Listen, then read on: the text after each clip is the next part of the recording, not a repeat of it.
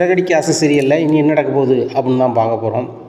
அண்ணாமலையும் விஜயாவும் ரொம்பவே பரபரப்பாக உட்காந்துட்டு இருக்காங்க. அப்போ விஜயா சொல்கிறாங்க, ஏங்க நம்ம வீட்டு தாங்க பரிசு கிடைக்க போகுது, மனோஜ் கிளம்பிட்டானாங்க அங்கேருந்து அப்படிங்கிறாங்க. மனோஜ் தான் ஃபஸ்ட்டு ப்ரைஸ் அடிச்சிருக்கானா, சரி ரைட், நம்ம வீட்டிலேருந்து யாராவது ஜெயிச்சா சந்தோஷம் தான் அப்படின்னு சொல்லி அண்ணாமலை இருந்துக்கிட்டு இருக்காரு.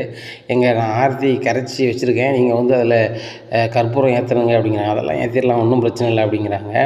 இங்கே மனோஜ் வந்து காரை நிறுத்திட்டு வீட்டுக்குள்ளே வராங்க. அப்போ ரோகிணியும் மனோஜுக்கு ரொம்பவே வருத்தமாக இருக்குது. நம்மளுக்கு கிடைக்க வேண்டிய பரிசு யாருக்கோ போயிட்டு அப்படின்னு சொல்கிறாங்க. சரி மனோஜ் விடுங்க அப்படிங்கிறாங்க. இல்லை, நம்ம கல்யாணத்துக்கு முன்னாடி கூட ஒரு இதில் கலந்துக்கிட்டோம், நம்மளுக்கு தானே பரிசு கிடச்சி, இப்போ ஏன் கிடைக்கல அப்படிங்கிறாங்க. சரி மனோஜ் பார்த்துக்கலாம் விடுங்க அப்படிங்கிறாங்க. வீட்டுக்குள்ளே போகிறாங்க. போகும்போதே வாசலில் வராங்க விஜயாவும் அண்ணாமலை. இல்லைங்க ஆரத்தி எடுக்கணும்ல உங்களுக்கு அப்படிங்கிறாங்க. இன்னும் இல்லை ஆண்டி அப்படிங்கிறாங்க. இந்த சூழ்நிலையில் வந்துட்டு நீங்கள் தானே ஜெயிச்சிங்க, எனக்கு தெரியும் நீங்கள் தான் எப்படி வின் பண்ணுவீங்கன்னு சொல்லிட்டு அதான் நான் அட்வான்ஸாக ஆரத்தி கரைச்சி வச்சுருக்கேன் அப்படிங்கிறாங்க. அந்த சூழ்நிலையில் ஸ்ருதி ரவியும் பல்சரில் வந்து இறங்குறாங்க. இறங்கி வீட்டுக்குள்ளே போகிறாங்க. ஓ நீங்கள் இல்லையா அப்படின்னு சொல்லிட்டு, ஓ ஸ்ருதி ரவி வாங்கியிருக்காங்களா அப்படிங்கிறாங்க. இன்னும் நாங்களும் இல்லைம்மா அப்படிங்கிறாங்க. அப்போ யார் தான் வாங்கினா, அப்போ வேறு யாருக்கும் கிடைச்சிட்டா, சரி உங்களுக்கே கிடைக்கல, அந்த முத்துக்கு மீனா எங்கே கிடைக்க போகுது அப்படின்ட்டு இருக்கும்போது மீனாவோட அம்மாவும் அவங்க தங்கச்சியும் வராங்க. அதை பார்த்துட்டு நம்மள வாங்க அப்படிங்கிறாங்க. அக்காவும் மாமாவும் அந்த போட்டிக்கு போயிருக்குன்னு சொன்னாங்க அப்படிங்கிறாங்க. இவங்களே இவ்வளோ படிச்சிருக்கிறாங்க, இவங்களுக்கே பரிசு கிடைக்கல, அவங்களுக்கு மட்டும் கிடைக்க போகுது, அவங்களுக்கு ஒரு பொறி உண்டை கூட கிடைக்காது, ஒரு குழம்புனா இருக்கிற கருவேப்பிலை மாதிரி தான் அவங்க அப்படி இப்படின்னுட்டு இருக்காங்க. அத்தை கருவேப்பிலை தான் குழம்பே மணக்கும், அவங்க தான் முதல் பரிசு எடுத்திருக்காங்க அப்படிங்கிறாங்க. என்னடா சொல்கிறாவா அப்படிங்கிறாங்க. என்ன ஸ்ருதி ரவியும் சொல்கிறாங்க, சிறந்த தம்பதின்னு சொல்லி அவங்களுக்கு தான் பரிசு கிடச்சிருக்கு அப்படின்ட்டு இருக்காங்க. அவங்களுக்கா அப்படின்னு சொல்லி விஜயா வாயை பிளந்துட்டு இருக்கும்போது அங்கே ரொம்பவே சவுண்டு கேட்கு. என்ன எதுவும் திருவிழாவா, மேளம் தாளங்களோட சவுண்டு கேட்கு அப்படின்ட்டு பார்க்குறாங்க. இந்த சூழ்நிலையில் கதவை திறந்துட்டு வராங்க. முத்து மீனாவையும் வரவேற்று கொண்டு வராங்க. ஆட்டோ ஸ்டாண்டில் உள்ள டிரைவர்கள், தெரிஞ்ச நண்பர்கள், ஊரில் உள்ள ஆட்கள் எல்லாருமே வரவேற்று மாலை மரியாதையோடு கூட்டி வராங்க. இதை பார்த்தோன்னா அண்ணாமலைக்கு பயங்கர சந்தோஷம். அப்பா நான் ஜெயிச்சிட்டேன்பா, 1,00,000 விருதையும் ஜெயிச்சிட்டேன்பா அப்படிங்கிறாங்க. ரொம்ப சந்தோஷம்டா அப்படிங்கிறாங்க. உடனே மாப்பிள்ளை நல்லா இருக்கு மாப்பிள்ளை, இதை பார்க்கும்போதே ரொம்ப சந்தோஷமாக இருக்குது மீனா அப்படிங்கிறாங்க. மீனாவை இருந்தாலும் கட்டி பிடிச்சி முத்துறாங்க அவங்க அம்மா. அக்கா வாழ்த்துக்கள், மச்சான் வாழ்த்துக்கள் அப்படின்னு சொல்லிட்டு கை கொடுத்து கொடுக்குறாங்க சீதா. ரொம்பவே சந்தோஷமாக இருக்கிறாங்க. இந்த சூழ்நிலையில் வந்துட்டு முத்து, அப்பா நான் ஜெயிச்சிட்டேன்பா, நான் ஜெயிக்கிறேன்னு நினைக்கலப்பா, நான் ஜெயிச்சிட்டேன்பா அப்படிங்க. டேய் உண்மையிலே நீங்கள் சிறந்த தம்பதின்னு எனக்கு தெரியும்டா, கண்டிப்பாக உங்களுக்கு தான் பரிசு கிடைக்குன்னு நினச்சேன். ஆனால் விஜயா வந்து மனோஜும் ரோகிணி தான் ஜெயிப்பாங்கன்னா, சரி யார் ஜெயிச்சாலும் நல்லது தானேன்ட்டு வந்தேன், ஆனால் நீ ஜெயிப்புன்னு எனக்கு முன்னாடியே தெரியும்டா அப்படிங்க. ஏங்க ஆமாம் இவங்களாம் பேர் நல்லா ஜெயிச்சிட்டான் அப்படிங்கிறாங்க. விஜயா அது முதல்ல ஆர்த்தி எடு அப்படிங்கன்னா, எடுக்க முடியாது அப்படிங்கிறாங்க. எடுக்க முடியாதா, சீதாங்க வாமா, ரோகிணி சுருதி நில்லுங்க, ஆர்த்தி எடுங்க அப்படிங்கிறாங்க. இவங்க 3 பேரும் ஆர்த்தி எடுக்கிறாங்க. ஆர்த்தி எடுத்து வீட்டுக்குள்ளே கூப்பிட்டு போகிறாங்க. அப்பா நான் ஜெயிச்சிட்டேன்பா அப்படிங்கிறாங்க. இந்தாப்பா விருது 1,00,000 பணம்பா அப்படிங்கிறாங்க. ஆமாம் என்னங்க மாமா இதில் ஒரு 2,00,000 இருக்குது அப்படிங்க. இது எதுமா அப்படிங்கிறாங்க. அம்மா போட்டியில் கலந்துக்கிடும் போது 1,00,000 பரிசும் விருதுன்னு சொன்னாங்க. அதுக்கப்புறம் அதில் வந்திருக்கவங்க எல்லாருமே வந்து வந்திருக்க ஜோடிக்கு நாங்கள் பரிசு கொடுக்கணும்னு சொல்லி அவங்களாவே பணம் கொடுத்து கலெக்ட் பண்ணி வச்சுருப்பாங்க போல், அது ஒரு 2,00,000 கொடுத்தாங்க தனியாக அப்படிங்கிறாங்க. இதை பார்த்தா மனோஜ் திருதுன்னு முழிக்கிறார். இதெல்லாம் மேடையில் சொல்லவே இல்லையே அப்படின்னு சொல்லிட்டு, ஓ அப்போ ஜெயிச்சா 3,00,000 பணமும் அவார்டுமா, மிஸ் பண்ணிட்டோமே அப்படின்னு சொல்லிட்டு அப்படியே ரொம்ப ஃபீல் பண்ணிகிட்ருக்காருன்னு ரோகிணி சொல்கிறாங்க. கொடுங்க மனோஜ் அப்படிங்கிறாங்க. இல்லை ரோகிணி, அந்த 3,00,000 நம்மளுக்கு வர வேண்டியது, பாரு அந்த முத்துக்கு மீனாவுக்கு போயிடுச்சு அப்படி இப்படின்னுட்டு இருக்காங்க. உடனே என்ன மனோஜ் அப்படி இப்படின்னு பேசிகிட்டு இருக்கும்போது விஜயாவுக்கு ரொம்பவே கடுப்பாகுது. டேய் மனோஜ், இந்த பணமும் நான் இந்த விருதும் உனக்கு வந்து அம்மா ரொம்ப சந்தோஷமாக இருந்திருப்பேன், ரவிக்கும் ஸ்ருதிக்கு வந்தால் கூட நான் சந்தோஷமாக இருந்திருப்பேன், அந்த முத்துக்கு போய் வந்துருச்சேன், அந்த முத்துக்கு 3,00,000 கிடச்சிச்சடா, ஏற்கனவே அவன் உண்டியலில் பணம் போட்டு வச்சுருக்கான், மாடியில் வீடு கட்டணும்னு சொல்லிட்டு போகிறப்ப பார்த்தா மாடியில் வீடு கட்டிடுவான் போலக்கடா, நான் ரொம்ப மட்டமாக போயிடுவாங்கடா அவங்க வீடு கட்டினாங்கண்ணா அப்படி இப்படின்னு சொல்லிட்டு ரொம்பவே யோசனை பண்ணிக்கிட்டு இருக்காங்க விஜயா. இந்த சூழ்நிலையில் சாப்பாடெல்லாம் வந்து இறங்குது. என்ன முத்து அப்படிங்கிறாங்க. இல்லைப்பா இது வந்து நம்ம செல்வத்தோட ஏற்பாடுப்பா அப்படிங்கிறாங்க. செல்வத்தோட ஏற்பாடா அப்படிங்கிறாங்க. ஆப்பா ஒரு 50 பேருக்கு பிரியாணி ரெடி பண்ணியிருக்கான்ப்பா, நான் எவ்வளவோ சொன்னேன் கேட்கல அப்படிங்கிறாங்க. உடனே நம்மள்கிட்ட செல்வம் சொல்கிறாரு, அப்போ அங்கே பாருங்கள் எவ்வளவோ முத்து எங்களுக்கு செஞ்சுருக்கான், எங்களால் ஒன்றுமே செய்ய முடியல, இப்போ நான் வந்து இதை செய்யணும்னு நினைக்கிறேன்ப்பா, அதனால் ஒரு 50 பேருக்கு சாப்பாடுப்பா அப்படிங்கிறாங்க. ஓ நீங்கள் வந்தவங்க சாப்பிட்டு போகிறதுக்கு நீங்களே ரெடி பண்ணி கொண்டு வந்துருக்கீங்க, அதுக்கு பேசாமல் நீங்கள் கார் ஸ்டாண்டில் வச்சு சாப்பிட்ருக்க வேண்டியதுதானே அப்படிங்கிறாங்க. ஏம்மா நாங்கள் 20 பேர் தான் வந்திருக்கோம், மீதி 30 பேர் வந்து இங்கே தெரிஞ்சவங்களாம் வருவாங்கள்ல, அவங்களுக்குலாம் சாப்பாடு அப்படிங்கிறாங்க. உடனே முத்து சொல்கிறாரு, நீ எதுவும் நினைக்காத செல்வம், எங்கள் அம்மா இப்படி தான் ஏதாவது காமெடி போய் பேசிகிட்டு இருப்பாங்க கொடு அப்படிங்கிறாங்க. மாமா அந்த 3,00,000 ஆசீர்வாதம் பண்ணி கொடுங்க அப்படிங்க. விஜய் அங்கே வா அப்படிங்கிறாங்க. உடனே மீனா அம்மாவையும் கூப்பிட்டு நீங்களும் வாங்கம்மா அப்படிங்கிறாங்க. இந்த பணத்தை தொட்டு முத்துட்ட கொடுங்க அப்படிங்கிறாங்க. நல்லா இருக்கணும் அப்படின்னு சொல்லி தொட்டு கொடுக்குறாங்க. இன்னும் விஜயாவை தொட சொல்கிறாங்க. விஜயாவுக்கு ரொம்பவே ஒரு மாதிரி இருக்குது. என்ன தொடலைங்க அப்படிங்கிறாங்க. பாரு நீ தொட்டாலும் தொல்லாட்டிலும் முத்து மீனா நல்லா தான் இருக்க போகிறாங்க. நீ பார்த்தா தாயாக தொட்டு கொடுத்தா மேலும் வளருவாங்க. வா இந்த பணத்தை தொடு அப்படிங்கிறாங்க. வேறு வழியே இல்லாமல் அந்த பணத்தை தொட்டு கொடுக்குறாங்க. முத்து மீனாட்டத்தை கொடுக்குறாங்க. அந்த பணத்தை பத்திரமா வைங்க. இது உங்களுக்கு பொக்கிஷம் மாதிரி. இந்த பொக்கிஷத்தை வந்து கண்டிப்பாக நீங்கள் வந்து பின்காலத்தில் நினச்சி பார்க்குற அளவுக்கு இருக்கணும். அது போக வந்து விருதெல்லாம் ரொம்ப பாதுகாப்பாக வைங்க. இந்த விருது பார்த்தா ஐம்பொன்னில் இருக்கிற மாதிரி இருக்குது. கண்டிப்பாக இந்த விருதுமே விலைமதிப்புடையது தான் அப்படிங்கிறாங்க. இதை பார்த்தோன்னா மனோஜ் பார்க்குறாரு. ஒருவேளை அந்த விருது வந்து 5 லட்ச ரூபாய்க்கு மேலே இருக்குமோ அப்படின்னு சொல்லிட்டு இப்படி பார்க்குறாரு. இதை கொண்டு நம்ம கள்ள மார்க்கெட்டில் விற்றா கூட நல்ல விலை போகுமோ அப்படின்னு சொல்லிட்டு ஒரு மாதிரி பார்க்குறாரு. ரோகிணி சொல்கிறாங்க, மனோஜ் இந்த அவார்டு வந்து இவங்களுக்குன்னு இல்லை, அடுத்த வருஷம் நடக்கும்போது வந்து அடுத்த தம்பதிகளுக்கு பரிசு கொடுக்கும்போது இதை வாங்கிடுவாங்க. இது சுழற்சி முறையில் இருக்கும். இந்த அவார்டு வந்து கிட்டத்தட்ட 21 வருஷமாக கொடுக்குறாங்க. 21 வருஷமான பழமையானது. இந்த அவார்டு வந்து பயங்கரமான விலை மதிப்புடையது. அது 1 லட்ச ரூபா பரிசு அப்படின்னு சொன்னால் அந்த அவார்டு எப்படின்னாலும் 10-15 லட்ச ரூபாய்க்கு மேலே தான் இருக்கும், குறையாது அப்படிங்கிறாங்க. உடனே ரோகிணி நான் 5 லட்ச ரூபா தான் இருக்குன்னு நினச்சேன் அப்படிங்கிறாங்க. இல்லை இது 15 லட்ச ரூபாய்க்கு மேலே இருக்கும். இந்த அவார்டு வந்து ஃபுல்லும் ஐம்பொன்னில் ஆனது. இது ரொம்ப பாரம்பரியம் மிக்கது. பழைய காலத்துலேருந்தே பயன்படுத்துறதை 21 வருஷத்துக்கு முன்னாடியிருந்தே கொடுத்துட்ருக்காங்க. எத்தனை தலைமுறைக்கு முன்னுக்கூட்டி உள்ளதுன்னு தெரில இந்த பொருட்கள் அப்படிங்கிறாங்க. இதை கேட்டால் மனோஜ் அப்போ இந்த பொருள் அடித்தாலே போதுமா அப்படின்னு சொல்லிட்டு சரி ரைட்டு இது நைஸாக சுற்ற வேண்டியதான் அப்படின்னு சொல்லிட்டு நினைக்கிறாரு. இப்படியா இருக்குது. இந்த சூழ்நிலையில் வந்துட்டு எல்லாருக்குமே சாப்பாடு கொடுக்குறாங்க. விஜயா சாப்பிடாமே உட்காந்துட்ருக்காங்க. இன்னும் சம்மந்தி வாங்க சாப்பிடுவாங்க அப்படிங்கிறாங்க. நீங்கள் சாப்பிட தான் வந்திருப்பீங்க, வயிற்று நிரப்பிட்டு போங்க அப்படிங்கிறாங்க. உடனே முத்து சொல்கிறாரு, வயிற்று தான் எல்லோரும் நிரப்புவாங்க, நான் கூட நிரப்ப தான் போகிறேன், ஏன் நீங்கள் கூட இந்த நிரப்ப தான் செய்றீங்க அப்படிங்கிறாங்க. டேய் என்னடா உங்கள் மாமியாருக்கு வீட்டில் சப்போர்ட் பண்ணதுக்காக பேசிகிட்டு இருக்கேன் அப்படிங்கிறாங்க. யதார்த்தத்தை பேசிகிட்டு இருக்கேன், சாப்பிட்றதுக்கு பேரே வயிற்று நிரப்புறது தானே அப்படிங்கும்போது அண்ணாமலை சொல்கிறாரு, டே முத்து வாடா பிரியாணி யாருக்குள்ளே சாப்பிடுவோம் அப்படிங்கிறாங்க. சரிப்பா வாப்பா உட்காருவோம் அப்படின்னு சொல்லிட்டு எல்லோரும் வாழை இலையை போட்டு உட்காந்து சாப்பிட்றாங்க. விஜயா பிரியாணி செம்மையாக இருக்குது அப்படிங்கிறாங்க. இங்கே விஜயாவுக்கு எச்சு வருது. இங்கே மனோஜுக்கும் வாசனை சுண்டி இருக்குது. ரோகிணி வா நம்ம சாப்பிட்டு வந்துடலாம் பிரியாணியில் அப்படிங்கிறாங்க. முத்து நம்மளை ரொம்பவே கேவலப்படுத்திகிட்டு இருக்கான், அது கூட தெரியாமல் நீங்கள் அங்கே போய் சாப்பிட்ணுங்கிறீங்களே அப்படிங்கிறாங்க. இல்லைமீனா 50 பேருக்கு சாப்பாடுன்னு சொல்லியிருக்காங்க, கண்டிப்பாக வந்து 50 பேர் அங்கே இல்லை, நம்மளும் சாப்பிட்ருவோம், பிரியாணி முடிஞ்சிச்சுன்னா நம்மளுக்கு கிடைக்காது, வா வா வா அப்படிங்க நான் வரல அப்படிங்கிறாங்க. நீ இரு நான் சாப்பிட்டு வாங்கிட்டு வரேன் அப்படின்னு சொல்லிட்டு மலமலன்னு வந்து உட்காந்துருக்காரு. ஏன்னா சாப்பிட்றா அப்படிங்கிறாங்க. உடனே சாப்பாடு வைக்கிறாங்க. நல்லா சாப்பிட்றேன், நல்லா இருக்கா, நல்லா இருக்குது அப்படிங்கிறாங்க. சாப்பிட்றதுக்கே பிறந்தவன்டா அப்படிங்கிறாங்க. மனோஜ் இருந்தால் முத்தை மறைக்கிறாரு. அம்மா பிரியாணி நல்லா இருக்குமா அப்படிங்கிறாங்க. நல்லாவா இருக்குது, சரி ரைட்டு எனக்கு பிடிக்கல, நீங்கள் எல்லோரும் கூப்பிட்றீங்களும் தான் வரேன் அப்படின்னு சொல்லி சமம் போட்டு உட்காடுறாங்க. பிரியாணியை வந்து வெட்டுன்னு வெட்டுறாங்க. இதை பார்த்துன்னு முத்து சிரிக்கிறாரு, அண்ணாமலையும் சிரிக்கிறாங்க. இந்த சூழ்நிலையில் மனோஜ் வந்து சாப்பாடுன்னு உட்காந்துட்டாங்க, நம்மளை பற்றியே நினைக்கலையே அப்படின்னுட்டு உட்காந்துட்ருக்காங்க. ரோகிணி நீ வேணா வா அப்படிங்கிறாங்க. நீ எப்போ கூப்பிடுன்னு தானே மனோஜ் உட்காந்துட்டு இருந்தேன் அப்படின்னு சொல்லிட்டு ரோகிணி உட்காந்து சாப்பிட்றாங்க. சுருதியும் ரவியும் செம்மையாக இருக்குது முத்து, யார்கிட்ட ஆர்டர் பண்ணது அப்படிங்கிறாங்க. எங்கள் கார் ஸ்டாண்ட் பக்கத்தில் ஒரு ஹோட்டல் இருக்குது, அதில் ஒரு மாஸ்டர் செம்மையாக பண்ணுவார், அதில் ஒரு சம்பளத்தை தான் வேலை பார்க்காரு, அவருக்கு நாங்கள் சொன்னோம் செஞ்சு கொடுத்துருக்குறாரு அப்படி இப்படின்னு சொல்கிறாங்க. உடனே செல்வனே செம்மையாக இருக்குண்ணே அப்படிங்கிறாங்க. முத்து தான் ஃபோன் பண்ணி சொன்னான் அவருக்கு, நான் வந்து பார்ட்டி ஏதாவது வைக்கணுன்னே, ஒன்றும் வேண்டாம் அப்படின்னா. சரி அப்போ என்ன தான் செய்ய போகிற, சரி பார்ட்டின்ட்டு இட கேட்பான்னு கேட்டான். இந்த மாதிரி ஒரு 50 பேருக்கு பிரியாணி நீ ஜெயிச்சதை பாராட்டி போடலான்னு இருக்கேன் அப்படிங்கும்போது சரி நான் மாஸ்டர் சொல்கிறேன்னு சொல்லிட்டு ஃபோன் பண்ணி சொன்னார். சும்மா அண்ணன் சொன்னோடனே மாஸ்டர் கம்மியான விலையில் செஞ்சுருந்தார், நல்லா இருக்குது தரமாக செஞ்சுருக்காருல்ல அப்படிங்கிற அம்மா அப்படிங்கிறாங்க. எல்லாமே பர்ஃபெக்டாக இருக்குது, நாங்கள் எங்கள் இதில் கூட நாங்கள் ரெஸ்டாரண்ட்டில் கூட இப்படி பண்ணதில்லை, செமையாக இருக்குது சூப்பர்னு சொல்லியிருங்க அவர்கிட்ட அப்படிங்கிறாங்க. அவருங்க வந்திருக்காரு, அண்ணா இருக்கார் பாருங்க அப்படிங்கிறாங்க. உடனே வணக்கம் போடுறாரு. நீங்கள் தான் மாஸ்டரா அப்படிங்கிறாங்க. அண்ணாமலை ஆமாம் அப்படிங்கிறாங்க. ஒன்றுமே சொல்லலை, அவங்க பாட்டில் அமைதியாக இருக்கீங்க அப்படிங்கிறாங்க. இல்லை முத்து எனக்கு ஃப்ரெண்டு, நான் மாஸ்டருங்கிறத தாண்டி முத்து எனக்கு ஃப்ரெண்டு, முத்து ஜெயிச்சிட்டான்னு சொன்னோன்னே நான் வேலையை விட்டுட்டு எங்கள் ஓனர்கிட்ட சொல்லிட்டு வந்துட்டேன். எனக்கு வந்து முத்தை பார்க்கணும், மலைங்களுக்குமா பார்க்கணும் ஆசைப்பட்டேன், பார்த்துட்டேன். அதுபோக இந்த சாப்பாடை நான் செஞ்சு கொடுக்கணும், எல்லோரும் சாப்பிட்ணுன்னு இருக்கும்போது எனக்கு மேலும் சந்தோஷமாக இருக்குது. முத்து இதே மாதிரி நீனும் உங்கள் வீட்டம்மாவும் ரொம்ப நாளைக்கு நல்லா இருக்கணுமாப்பா, மேன்மேலும் வளரணும் அப்படிங்கிறாங்க. உங்கள் ஆசீர்வாதம் தான் வேணும் அப்படிங்கிறாங்க. எல்லோரும் சாப்பிட்டு முத்து மீனாவை வாழ்த்திட்டு போயிட்டே இருக்காங்க. உடனே விஜயாவோட ஃப்ரெண்டு வராங்க பார்வதி. இன்னும் கூப்பிடவே இல்லை, அத்தை மறந்துட்டேன் அப்படிங்கிறாங்க. அத்தையை மறக்கவே கூடாது, உங்கள் வீட்டில் பிரியாணி ஏற்பாடு பண்ணியிருக்கீங்க, அதுபோக நீங்கள் 2 பேரும் சிறந்த தம்பதின்னு விருது வேறு வாங்கியிருக்கீங்க, ரூ. 1,00,000 பணம் வாங்கியிருக்கீங்க அப்படிங்கிறேன். அத்தை ஒன்றும் இல்லை 3,00,000. 3,00,000 பரிசா அப்படிங்கிறாங்க. அத்தை ரூ. 1,00,000 பரிசு, ரூ. 2,00,000 ரிவார்டு அத்தை, ரிவார்டு கொடுத்துருக்காங்க அத்தை அப்படிங்கிறாங்க. ரிவார்டு கொடுத்துருக்காங்களா? எல்லோரும் வந்து எங்களை பாராட்டி பரிசு கொடுத்துருக்காங்க. அவங்களா வந்தவங்க, போட்டிக்கு வந்தவங்க, போட்டியை பார்க்க வந்தவங்க அப்படிங்கிறாங்க. அப்படியா? அப்படி இப்படின்னு சொல்லிட்டாங்க. அப்போ மிகப்பெரிய விஷயந்தான் அப்படிங்கிறாங்க.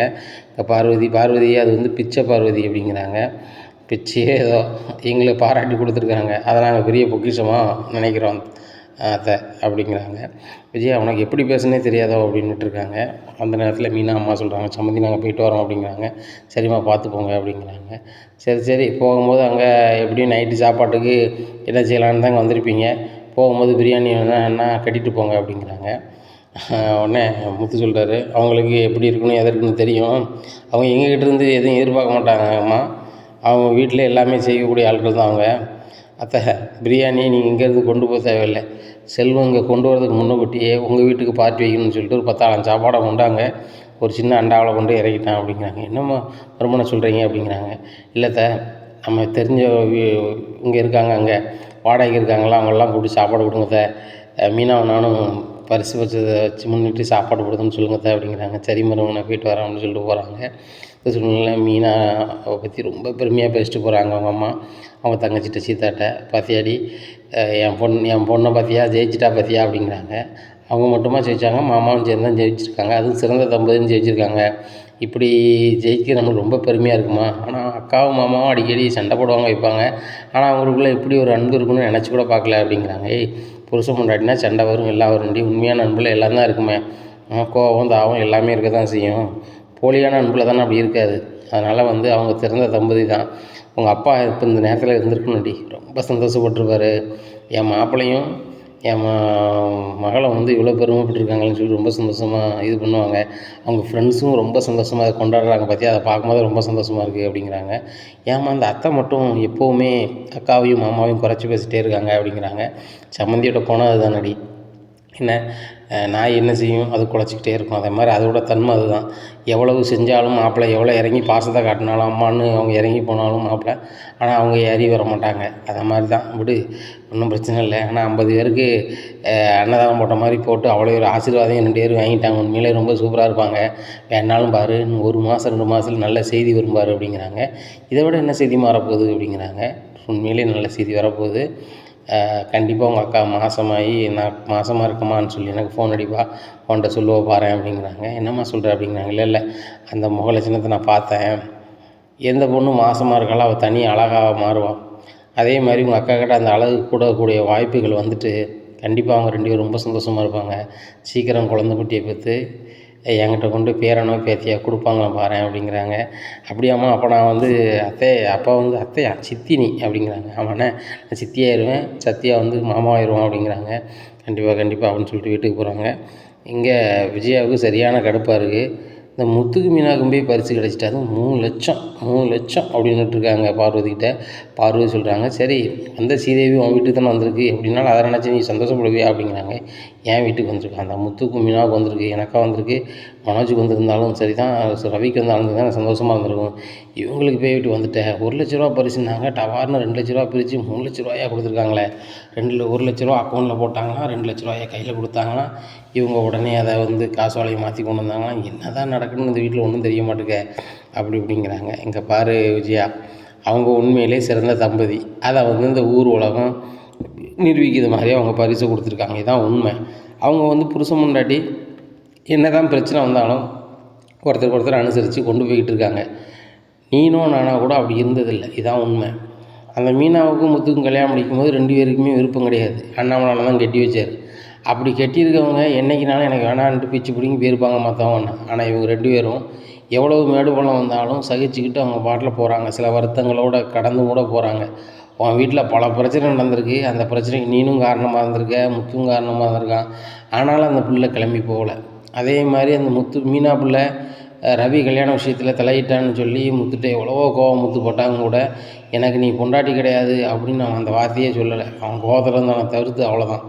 இப்படிப்பட்ட சூழ்நிலை தான் வந்து அவங்கள வந்து சிறந்த தம்பதின்னு சொல்லி அவங்க கமிட்டி அறிவிச்சிருக்காங்க. அதுபோக என் சம்மந்தி ஒரு ஆள் அந்த ஃபங்க்ஷனுக்கு போயிருந்தா மனோஜ் அங்கே ரொம்ப கவலைப்பட்டிருக்கான் அப்படிங்கிறாங்க. என்னது ரொம்ப கவலைப்பட்டிருக்கான் அப்படிங்கிறாங்க. இல்லை இந்த பரிசு வாங்குறதுக்கு ஏதாவது ஒரு வகையில் குறுக்கு வழியில் ஈடுபட்டிருக்கான். ஆதாரத்தோடு மாட்டிக்கிட்டானா மனோஜ் ரோகிணி அந்த ஃபங்க்ஷனில் கேவலப்பட்டு தான் வந்திருக்காங்க அப்படிங்கிறாங்க.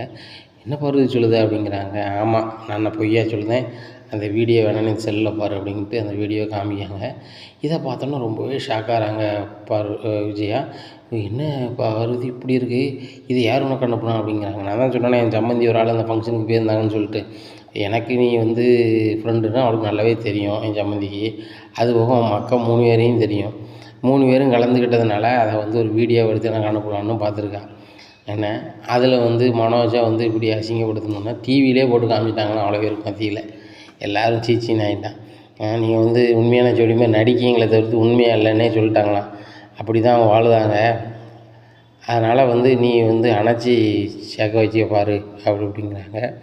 இந்த சூழ்நிலையில் சரி பார்வதி நீ பார்த்து போய்ட்டு வா அப்படிங்கிறாங்க. பார்வதி வீட்டுக்கு போயிடுறாங்க. இந்த சூழ்நிலையில் மீனா வராங்க. அத்தை அப்படிங்கிறாங்க. என்னம்மா அப்படிங்கிறாங்க. இதில் பிரியாணி கொஞ்சம் இருக்கத்த நைட்டு சாப்பிட்டுக்கோங்க அப்படின்னு சொல்லி கொடுக்குறாங்க. வேண்டாம்மா அப்படிங்கிறது. இல்லைத்த கொண்டு போங்க, நீங்கள் இன்னும் போய் சமைக்க தானே செய்யணும், இதை சாப்பிடுங்க, சூடு பண்ணி தான் வச்சுருக்கேன் அப்படிங்கிறாங்க. சரிம்மா நான் கொண்டு போகிறேன்னு சொல்லிட்டு போகிறாங்க. இந்த சூழ்நிலையில் அண்ணாமலை ரொம்ப சந்தோஷமாக ஹாலில் உட்காந்துருக்காங்க. ஏன்பா ரொம்ப சந்தோஷமாக இருக்கீங்க அப்படிங்கிறாங்க. இல்லை ரொம்ப சந்தோஷமாக இருக்குடே அப்படிங்கிறாங்க. ஏன்பா அப்படிங்கிறாங்க. இல்லை சிறந்த தம்பதி ஆகிட்டீங்களே, உங்கள் 2 பேருக்கும் பிடிக்காம தான் நான் கல்யாணம் முடிச்சு வச்சேன். எங்கே இது ஒத்து போகுமா போகாதா, இல்லை காலத்துக்கு என்ன குறை சொல்லுறது அளவுக்கு இருக்குமா அப்படின்னு நான் பலமுறை நினச்சிருக்கேன். எனக்கே பலமுறை கேள்வியெலாம் எழுந்திருக்கேன் மனசுக்குள்ளே. ஆனால் அதெல்லாம் தவிடுபடியாக்கி நாங்கள் சிறந்த தம்பதி, எங்கள் அப்பா சேர்த்து வச்ச ஜோடி நாங்கள் சிறந்தவங்க அப்படின்னு சொல்லி நீ கொண்டு போய்ட்டு பாரு. மீனா எங்கள் மாமா எங்களை சேர்த்து வச்சாங்க நல்லா இருக்கணும்னு சொல்லுற அளவுக்கு பண்ணிட்டா பாரு. இதை நினைக்கும் போது ரொம்ப சந்தோஷமாக இருக்குது முத்து அப்படிங்கிறாங்க. எனக்கும் தான் சந்தோஷமாக இருக்குது. திருமண வாழ்க்கைங்கிறது ரொம்ப சங்கடமான வாழ்க்கை, இது எங்களுக்கு தேவையா அப்படி இப்படின்னு நினச்சிருக்கேன். அப்பா நம்மளை டபார்னு இப்படி பண்ணிட்டார, இந்த ஓடுகாலி இப்படி பண்ணதுனால நம்மளுக்கு இப்படி ஆகிட்டேன்னு நினச்சி ரொம்ப ஃபீல் பண்ணியிருக்கேன். ஆனால் இப்போ ஒவ்வொரு நாளும் நான் அனுபவிச்சு வாழையில் இப்படி ஒரு பொண்டாட்டி, மீனா மாதிரி ஒரு பொண்டாட்டி கிடைக்க நம்ம கொடுத்து வச்சுருக்கணும். நம்மளுக்கு நம்மளுக்கு சந்தர்ப்ப சூழ்நிலை நடந்தாலும் கூட கடவுள் தீர்மானித்த ஒரு தீர்ப்பு, இந்த தீர்ப்பு ரொம்ப நல்லா இருக்குது அப்படின்னு சொல்லி நான் அனுபவித்து வாழ்கிறேன்பா. பலமுறை மீனாட்டை அவங்க முன்னாடி சண்டை போட்டிருக்கேன், தெரியாமல் பலமுறை சண்டை போட்டிருக்கேன்பா. ஆனாலும் ஒரு நாளும் நான் அவளை பிரியன்னு நினச்சது கிடையாது, அவளும் நம்மளை நீ பிரியன்னு நினச்சது கிடையாது. இதுதான் எங்களுக்குள்ளே உள்ள இணைப்புப்பா. நாங்கள் போட்டியில் பெருசாக பயிற்சி பெற்றுட்டு கலந்துக்கிடலை. எங்களுக்கு தெரிஞ்சதை சொன்னோம், அவங்களுக்கு அதை பிடிச்சிக்கிட்டு பரிசு கொடுத்துருக்காங்கப்பா அப்படிங்கிறாங்க.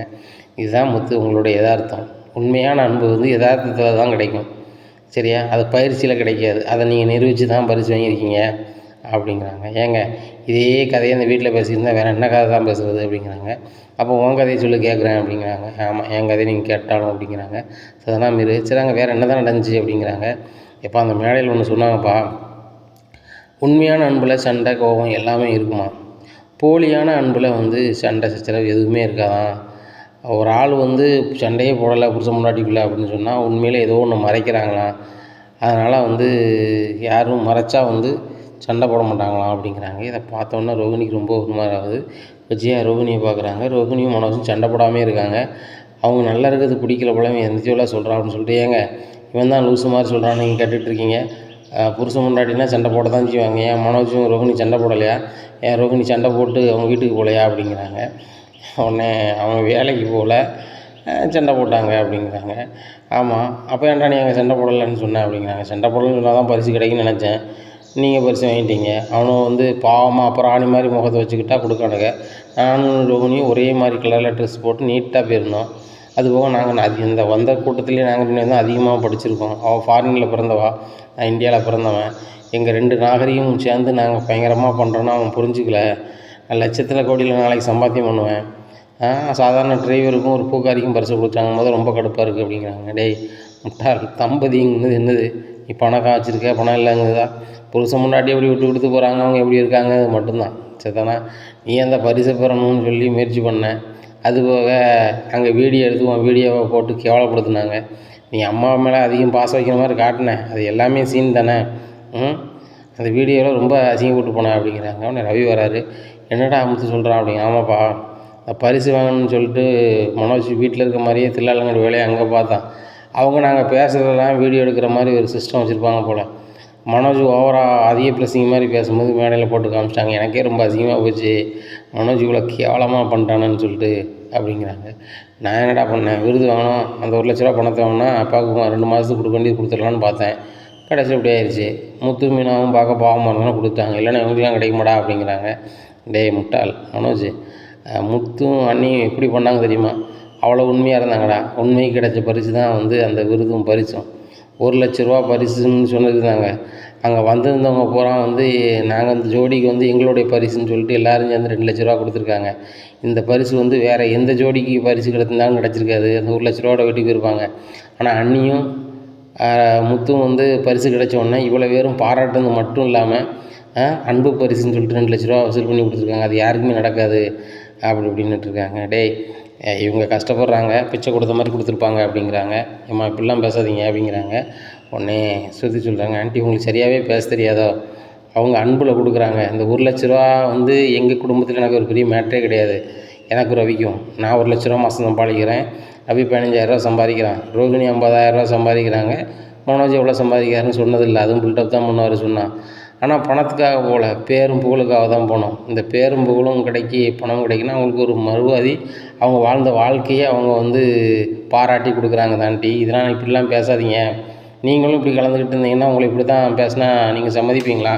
இதெல்லாம் சரியான பேச்சு கிடையாது அப்படி இப்படின்னுட்டு இருக்காங்க. உடனே செல்வம் மறுபடியும் வராரு. என்ன செல்வம் அப்படிங்கிறாங்க. இல்லை, வீட்டு வாசலில் நின்றுட்டு இருந்தேன் கிளம்புறதுக்கு, அப்போ பேட்டி எடுக்கிறதுக்கு நான் வாசல் நின்றாங்க, டிவி ரிப்போர்ட்டர்ஸ்லாம் வந்திருக்காங்க அப்படிங்கிறாங்க. என்னையே அப்படிங்கிறாங்க. உங்களை தான் அப்படிங்கிறாங்க. உடனே வர சொல்லு அப்படிங்கிறாங்க. வராங்க, ஒரு 10 பேர் வராங்க, எல்லா டிவிலேருந்துமே வராங்க. அப்போ முத்து மீனாட்ட பேட்டி எடுக்கணும் அப்படிங்கிறாங்க. உடனே சோபாவில் உட்காராங்க. அப்பா நீ என் கூட இருப்பா அப்படிங்கிறாங்க. விஜயா உட்காரு அப்படிங்கிறாங்க. நான் வரல அப்படிங்கிறாங்க. விஜயா அங்கே பாரு, உலகம் பூரா தெரியும் டிவியில் அப்படிங்கிறாங்க. உலகம் பூரா தெரியுமா? அப்போ நானும் பெரிய நடன பள்ளி வச்சுருக்கோம்ல, அதையும் நம்ம ஒரு வார்த்தை சொல்லிடலாமான்னு சொல்லிட்டு அவங்களும் சோபாவில் உட்காடுறாங்க.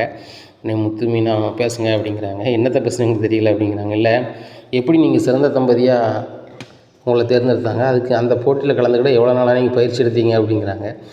முத்து சிரிக்கிறாரு, மீனாவும் சிரிக்கிறாங்க. இங்கே பாருங்கள், சிறந்த தம்பதி அப்படிங்கிறதுக்கு நாங்கள் பயிற்சி எடுக்க தேவையே இல்லை, நாங்கள் வாழ்ந்துட்டுருக்கோம், எங்கள் வாழ்ந்த வாழ்க்கையே எப்படி இருக்குன்னு கேட்டாங்க, அதை சொன்னோம், அதனால் எங்களுக்கு பரிசு கிடச்சிச்சு, அவ்வளோதான் அப்படிங்கிறாங்க. இவ்வளவு யதார்த்தமாக இருக்கீங்க அப்படிங்கிறாங்க. நான் ஒரு டிரைவரு, என் வீட்டம்மா ஒரு பூக்காரி, நாங்கள் யதார்த்த நிலையில் போனால் தான் எங்கள் வாழ்க்கையை நகர்த்தி கொண்டு போக முடியும். அன்னாடி எங்கள் வாழ்க்கையில் நடக்கிற நிகழ்வுகளை சொன்னேன், அவ்வளோதான், எதையுமே அதிகபட்சமாக சொல்லணும் அப்படின்னு இல்லை அப்படிங்கிறாங்க. உங்கள் உண்மைக்கு கிடைச்சது தான் பரிசு, அதனால தான் நாங்கள் இவ்வளோ டிவி பேப்பர்லேருந்து உங்களை பேட்டி எடுக்க வந்திருக்கோம், ரொம்ப சிறப்பாக இருக்குது அப்படின்னு சொல்லி அவங்க கை தட்டிட்டு, எங்கள் பத்திரிக்கையாளர் சங்கத்திலேருந்து நாங்கள் வசூல் பண்ணி இதில் ஒரு ₹1,00,000 இருக்குது, இது எங்களோட பரிசாக நீங்கள் வாங்கிக்கொள்ளணும் அப்படிங்க. இல்லை வேண்டாம் அப்படிங்கிறாங்க. மீனாவும் வேண்டாம் அப்படிங்கிறாங்க. உடனே மனோஜ் பார்க்குறாரு, அப்போ நம்மளும் ஜெயிச்சிருந்தா லட்சமாக சம்பாதிச்சிருக்கலாம் போலையே, மிஸ் பண்ணிட்டோமே அப்படின்னு சொல்லிட்டு பல்ல கடிக்கிறாரு. உடனே ₹1,00,000 கொடுக்குறாங்க. வேணாங்க அப்படிங்கிறாங்க. வாங்கிக்கோங்க அப்படின்னு சொல்லிட்டு கொடுக்குறாங்க. இதெல்லாம் ஃபோட்டோ எடுக்கிறாங்க. இது டிவி பேப்பர்லாம் பயங்கரமாக வருது. விஜயாவுக்கு செம்ம கடுப்பு. எல்லோரும் ஃபோன் பண்ணி விஜயாட்ட கேட்குறாங்க, உன் பையன் பயங்கரமாக சாதிச்சிட்டான் போலையே, டிவி பேப்பர்லாம் வருது விஜயா, நீ கொடுத்து வச்சுருக்கணுடி, ஊர் பாராட்டுறது மாதிரி பிள்ளையை பற்றி வளர்த்துருக்கு அப்படி இப்படிங்கிறாங்க. விஜயாவுக்கு கடுப்புன்னா கடுப்பு, அப்படி ஒரு கடுப்பு. சரி விஜயா, நீ பெரிய இடத்துல இருக்க அப்படி இப்படின்னு சொல்லுவோம், இப்போ மருமக பரிசு எடுத்துருக்கா, அதில் சந்தோஷம்தான், அது பூவாரமாக பார்க்கு அப்படி இப்படின்னு ஒவ்வொருத்தராக கேட்காங்க. ரொம்ப கடுப்பாக வராங்க. என்ன ஏங்க, என்னால் வெளியே தலை காட்ட முடியல அப்படிங்கிறாங்க விஜய். ஏன் அப்படிங்கிறாங்க. மருமக பூக்காரியா அப்படி இப்படின்னு கேட்காங்க. பேசாமல் பூத்தொழில் விட சொல்லுங்கள், முத்து டிரைவர் எல்லோரும் கேட்குறாங்க, அதனால் அவன் ஏதாவது வேறு வேலை பார்க்க சொல்லுங்கள் அப்படிங்கிறாங்க. சரி, நீ சாப்பிடுறது ஒரு ஆளுக்கு பிடிக்கல, நீ எதை சாப்பிடாதுன்னு சொன்னால் சாப்பிடாம இருப்பியா அப்படிங்க. நான் எங்கே சாப்பிடாம இருக்கணும் அப்படிங்கிற. அதை மாதிரி தான் அவங்களுக்கு எதை பிடிச்சிருக்கோ அதை அவங்க செய்வாங்க, அதை நீ சொல்லி அவங்க கேட்கணுன்னு அவசியம் கிடையாது. என்ன, உனக்கு டிரைவரு பூ கிட்டதெல்லாம் உனக்கு ஒன்றும் கேவலமா? எல்லாம் தொழில் தான். என்ன, அவங்கவுங்க தன்மைக்கு ஏற்றாப்புல பிடிச்ச தொழிலை பண்ணுவாங்க, அவங்க பண்ணுறாங்க, ஜெயிப்பாங்க, வேலையை பாரு அப்படி இப்படின்னுட்டு இருக்காங்க. அன்னைக்கு பொழுது கழியுது. மறுநாள் காலையிலே விடியுது. விடிஞ்ச பின்பு வீட்டு வாசலில் ஒரு 5-6 பேர் உட்காந்துருக்குறாங்க. இது சொல்லணும், மீனா முத்தம் தொடிக்க போகிறாங்க. போகும்போது மேடம் மேடம் மேடம் அப்படிங்கிறாங்க. என்னையா என்ன அப்படிங்கிறாங்க. உங்களை தான் மேடம் பார்க்க வந்திருக்கோம், இன்னும் நிறைய கம்பெனிலேருந்து உங்களை பார்க்க வருவாங்க, அதுக்கு முன்னாடி நாங்கள் பார்க்க வரணும்னு வந்திருக்கோம் அப்படிங்கிறாங்க. என்னங்க விஷயம் அப்படிங்கிறாங்க. இல்லை, உங்களையும் உங்கள் வீட்டுக்காரரை தான் பார்க்கணும் அப்படிங்கிறாங்க. அவங்க தூங்கிட்டு இருக்காங்களே அப்படிங்கிறாங்க. சரி மேடம், நாங்கள் வெயிட் பண்ணுறோம், தயவுசெய்து கதவை திறந்து எங்களுக்கு கொஞ்சம் கொஞ்சம் உங்கள்கிட்ட பேசணும் மேடம் அப்படிங்கிறாங்க. எங்கிட்டயா அப்படிங்கிறாங்க. அவங்க 2 பேர்ட்டையும் பேசணும் மேடம். நாங்கள் ஒரு விளம்பர கம்பெனிலேருந்து வரோம். நாங்கள் வந்து விளம்பரத்துக்கு ஆட் எடுப்போம். இந்த ஆட் எடுக்கிறதுல நீங்கள் அக்ரிமெண்ட் போட்டு எங்கள் இதில் நீங்கள் நடிச்சு கொடுக்கணும் மேடம். நானும் எனக்கெல்லாம் பழக்கமே இல்லை அப்படி இப்படிங்கிறாங்க. அப்படின்னு சொல்லிட்டு நேராக கதவை அடைச்சி வீட்டுக்குள்ளே போயிடுறாங்க. இந்த சூழ்நிலை சுருதி கதவை திறந்துட்டு வெளில வராங்க காலைல வேலைக்கு போகிறதுக்கு. மேடம் அந்த மீனா மேடத்தை சொல்லி எங்கள் விளம்பரத்தில் நடிக்க சொல்லுங்கள் அப்படிங்கிறாங்க. ஏன் அப்படிங்கிறாங்க. அவங்க தான் சிறந்த தம்பதின்னு சொல்லி விருதுலாம் வாங்கியிருக்காங்க. அவங்க பயங்கர ஃபேமஸ் ஆகிட்டாங்க டிவி பேப்பரில் எல்லாத்தையுமே எல்லா வகையிலுமே எல்லாருக்குமே தெரியுது. அவங்க இங்கே விளம்பரத்தில் நடித்தாங்கன்னா நாங்கள் ஒரு 1 ஹவருக்கு 20 லட்ச ரூபா கொடுத்துருவோம். எங்களுக்கு அதை மட்டும் நடித்து கொடுத்தா போதும். நாங்கள் ஒரு நகைக்கடை விளம்பரம் எடுக்கிறோம். உங்கள் வீட்டு மாடியிலே நாங்கள் அதுக்கு எல்லாமே செட்டிங்கை போட்டு நாங்கள் பண்ணிடுவோம். 1 ஹவருக்கு மட்டும் எங்களுக்கு டைம் கொடுக்க சொல்லுங்கள். அந்த மேடத்திட்ட சொன்னேன். அவங்க போயிட்டாங்க வீட்டுக்குள்ளே அப்படிங்கிறாங்க. 1 ஹவருக்கு நீங்கள் 20 லட்ச ரூபா கொடுப்பீங்களா அப்படிங்கிறாங்க. ஆமாம் அப்படிங்கிறாங்க. சூப்பர் அப்படின்னு சொல்லிட்டு வீட்டுக்குள்ள வராங்க. மீனா அப்படிங்கிறாங்க. என்ன ஸ்ருதி அப்படிங்கிறாங்க. வெளியே இருக்கிறவங்க யாருன்னு உங்களுக்கு கேட்டிங்களா அப்படிங்கிறாங்க. ஆமாம் ஸ்ருதி, ஏதோ வந்து அவங்க விளம்பரத்தை நடிக்கணுமோ சொல்கிறாங்க, எனக்கெல்லாம் தெரியுமா அப்படிங்கிறாங்க. ஏன் மீனா முடியாது? விளம்பரத்தில் நீங்கள் அழகாக சூப்பராக நடிப்பீங்க. எப்படி பண்ணீங்க ஒரே டேக்கில் எங்கள் இதில் ரெக்கார்டிங்கில் அதெல்லாம் சூப்பராக பண்ணலாம், டப்பிங் கொடுத்தீங்க அப்படிங்கும்போது முத்து எழுந்திரிச்சு வராரு. என்ன பலபுரம் என்ன சொல்லிகிட்டு இருக்கு அப்படிங்கிறாங்க. முத்து உங்களுக்கு சரியான ஜாக்பாட் ஒன்று அடிச்சிருக்கு அப்படிங்கிறாங்க. உடனே விஜயா வராங்க. என்னம்மா சொல்லிகிட்டு இருக்கு அப்படிங்கிறாங்க. ஆண்டி இவங்க 1 மணி நேரத்தில் 20 லட்ச ரூபா சம்பாதிக்க போகிறாங்க அப்படிங்கிறாங்க. என்னம்மா சொல்கிற 1 மணி நேரத்தில் 20 லட்ச ரூபாயா அப்படிங்கிறாங்க. ஆமாம் ஆண்டி, ஒரு விளம்பர கம்பெனிக்கு வந்து வீட்டு வாசலில் இருக்காங்க. இவங்க தான் சிறந்த தம்பதின்னு சொல்லி பரிசு வாங்கணுன்னே பேப்பர் டிவிலாம் பார்த்துட்டு இவங்கள தான் அந்த விளம்பரத்தில் நடிக்க வைக்கணும். வேறு கம்பெனியில் நடிக்கிறதுக்கு முன்னாடி நம்ம கம்பெனியில் தான் முதல்ல நடிக்கணும்னு சொல்லிட்டு வந்திருக்கிறாங்க. அதுபோக நம்ம மொட்டை மாடியிலே வச்சு அவங்க ஷூட்டிங் எடுத்துப்பாங்களாம். எடுத்துட்டு அதுக்கு 1 ஹவருக்கு 20 லட்ச ரூபா கொடுத்துருவாங்களாம். 1 ஹவரில் அந்த ஆடை எடுத்துருவாங்களாம் அப்படிங்கிறாங்க. இதை கேட்டால் நம்மளை என்ன 1 ஹவரில் 20 லட்ச ரூபா கொடுப்பாங்களா அப்படிங்கிறாங்க. முத்தபடி வாயை பிளந்துட்டு இருக்காரு. எப்பா 1 மணி நேரத்துக்கப்பா 20 லட்ச ரூபா கொடுப்பாங்க அப்படிங்கிறாங்க. டேய் ஆமாடா, பெரிய பெரிய கம்பெனியில் நகைக்கடை அந்த மாதிரிலாம் விளம்பரம் பண்ணுறாங்கன்னா 1 ஹவரில் தான் ஷூட்டிங் எடுத்துருவாங்களே, அதுக்கு அந்த நடிகைகளுக்கு கொடுப்பாங்க. ஆனால் தம்பதிகளுக்கு கொடுப்பாங்களான்னு ஆச்சரியமாக இருக்குது அப்படிங்கிறாங்க. ஆமாம் எனக்கு இவங்க சும்மா ப்ராங்க் தான் பண்ணுறாங்களான்னு நினச்சேன் அப்படிங்கிறாங்க மீனா. ஃப்ராங்க் அதெல்லாம் பண்ணல, அவங்கள வர சொல்கிறேன் அப்படின்னு சொல்லிட்டு இங்கே சுருதி போய் சொல்கிறாங்க. உள்ளே வாங்க அப்படிங்கிறாங்க. வந்து பேசுகிறாங்க. ஆமாம் சார், முத்து சார், நீங்களும் மேடமும் வந்து எங்களுக்கு வந்து 1 ஹவர் இந்த நாடக இந்த 1 ஹவருக்கு நீங்கள் வந்து இந்த விளம்பரம் நடித்து கொடுக்கணும். நாங்கள் பெரிய நகை கடையிலேருந்து வரோம். நீங்கள் அந்த ஆட் மட்டும் பண்ணி கொடுத்தீங்கன்னா எங்களுடைய எல்லா ஆடிலும் நீங்கள் தான் நடிக்கிற மாதிரி இருக்கும் அப்படிங்கிறாங்க. உடனே முத்து கையெடுத்து கும்பிட்றாரு. சார் எனக்கு அதெல்லாம் தெரியாது. என் பொண்டாட்டி நானும் சாதாரண ஆள் சார். நான் ஒரு டிரைவரு, என் வீட்டம்மா ஒரு பூ கட்டுறவங்க. நாங்கள் எங்கள் வேலையை யதார்த்தமாக பார்த்துட்டு போயிட்டுருக்கோம் அப்படிங்கிறாங்க. பார்த்தீங்களா அப்படின்னு சொல்லிட்டு அந்த விளம்பரக்காரங்கிட்ட பேசுகிறாங்க. சொல்லி இந்த மாதிரி தான் பணிவாக இருப்பாங்க. முத்து சண்டை போட சொல்லுங்கள், பயங்கரமாக போடுவார். நான் இந்த மாதிரி காமிச்சிக்க மாட்டார். நான் உங்களுக்கு ஹெல்ப் பண்ணுறேன், இன்றைக்கி நான் லீவ் சொல்லிட்டு நான் அவங்க கூடயே இருக்கிறேன், அவங்க இன்னைக்கு பண்ணுவாங்க. மீனாவை எப்படி மேக்கப் பண்ணுவோம் நான் பண்ணுறேன் அப்படிங்கிறாங்க. ஸ்ருதி உங்களுக்கு தெரியுமா அப்படிங்கிறாங்க. ஏன் தெரியாது, நீங்கள் ஒரு மாதிரி பண்ணுவீங்க, நான் மீனாவுக்கு ஏற்றாப்புல நார்மலாக பண்ணிக்கிறேன் அப்படிங்கிறாங்க. உடனே ஸ்ருதி எனக்கு அதெல்லாம் வேண்டாம் ஸ்ருதி, நான் நடிக்கல வைக்கல அப்படிங்கிறாங்க. உடனே முத்து சொல்கிறாரு, மீனா நம்ம முன்னாடி 2 பேரும் நம்ம கஷ்டப்பட்டு நடித்தோன்னா கண்டிப்பாக வந்து மாடியில் வீட்டுக்கு எடுத்துக்கு வசதியாக இருக்கும் அப்படிங்கிறாங்க. அங்கே விஜயாவுக்கு சரியான மயக்கமே ஆகுது. 1 ஹவருக்கு 20 லட்சம் கொடுக்காங்களா? டேய் மனோஜ், முட்டாப்பேல, நீ எப்படியாவது வாங்கியிருக்கலாமாடா அப்படின்னு சொல்லிட்டு பார்க்குறாங்க. மனோஜுக்கு ஒன்றுமே ஓடலை. நம்மளுக்கு வர வேண்டிய பணம் பூரா முத்துக்கு போயிட்டே. ஐயோ, நம்ம 1 லட்ச ரூபாயை சம்பாதிக்க பண்ணதுக்கு நம்ம வந்து கடையாக கிடக்க வேண்டியிருக்கு. அதில் 1 ரூபா காசு கிடைக்க மாட்டேங்கே. ஆனால் இந்த முத்துக்கு மீனாவுக்கு 1 ஹவருக்கு ஷூட்டிங் நடிக்கிறதுக்கு விளம்பரத்துக்கு இவங்க 20 லட்ச ரூபா கொடுக்குறாங்களே அப்படின்னு சொல்லிட்டு மனோ சொல்கிறாரு. நானே என் வீட்டம்மா ரொம்ப ஹேண்ட்ஸமாக இருப்போம், நாங்கள் வேணால் நடிக்கட்டுமா அப்படிங்கிறாங்க. நீங்களாம் வந்து சிறந்த தம்பதியில் பரிசு வாங்கினீங்க அப்படிங்கிறாங்க. இல்லை அப்படிங்கிறாங்க. அப்போ உங்களை யாருக்கு தெரியும்? இவங்க 2 பேரும் இப்போ வேர்ல்டு ஃபேமஸ் ஆகிட்டாங்க. இவங்களை எடுத்து போட்டால் எங்கள் நகை கிடைக்கும், நல்ல விளம்பரம் கிடைக்கும், நல்ல வருமானம் ஆகும்.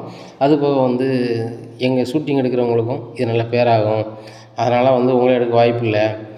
நீங்கள் வேணால் ஒன்று செய்யலாம், இந்த விளம்பரத்துக்கு மத்தியில் கூடையில் 2 பேர் போவாங்களா, அது மாதிரி வேணால் நீங்களும் உங்கள் புருஷனும் முன்னாடி வேணால் போங்க, உங்களுக்கு ஆளுக்கு 1000 ரூபா தரோம் அப்படின்னா. ஆளுக்கு 1000 ரூபா தரீங்களா? நான் எவ்வளோ பெரிய பிஸ்னஸ்மேன் தெரியுமா? நான் மாதத்துக்கு எத்தனை லட்ச ரூபா சம்பாதிக்கிறேன், எத்தனை கோடி சம்பாதிக்க போகிறேன் தெரியுமா அப்படிங்கிறாங்க. சார் அவ்வளோ பெரிய பிஸ்னஸ்மேன் ஏன் சார் எங்கிட்ட வந்து விளம்பரத்து கேட்குறீங்க? உங்களுக்கு ஆட் எடுத்து தரேன்னா சொல்லுங்கள், உங்கள் கடைக்கு நாங்கள் ஆட் எடுத்து தரோம், நீங்கள் ஒரு 50 லட்ச ரூபா கொடுங்க, சூப்பராக ஆட் எடுத்து தரேன் அப்படிங்கிறாங்க. விளம்பரத்துக்கு 50 லட்ச ரூபா வாங்குவீங்களா அப்படிங்கிறாங்க. சார் நாங்கள் ஆக்ட் பண்ணதுக்கே ஃபேமஸ் ஆனவங்களுக்கு 20 லட்ச ரூபா கொடுக்குறோம். அதுபோக எங்கள் செலவே ஒரு 10-15 லட்ச ரூபா வரும், மீதி தான் எங்களுக்கு.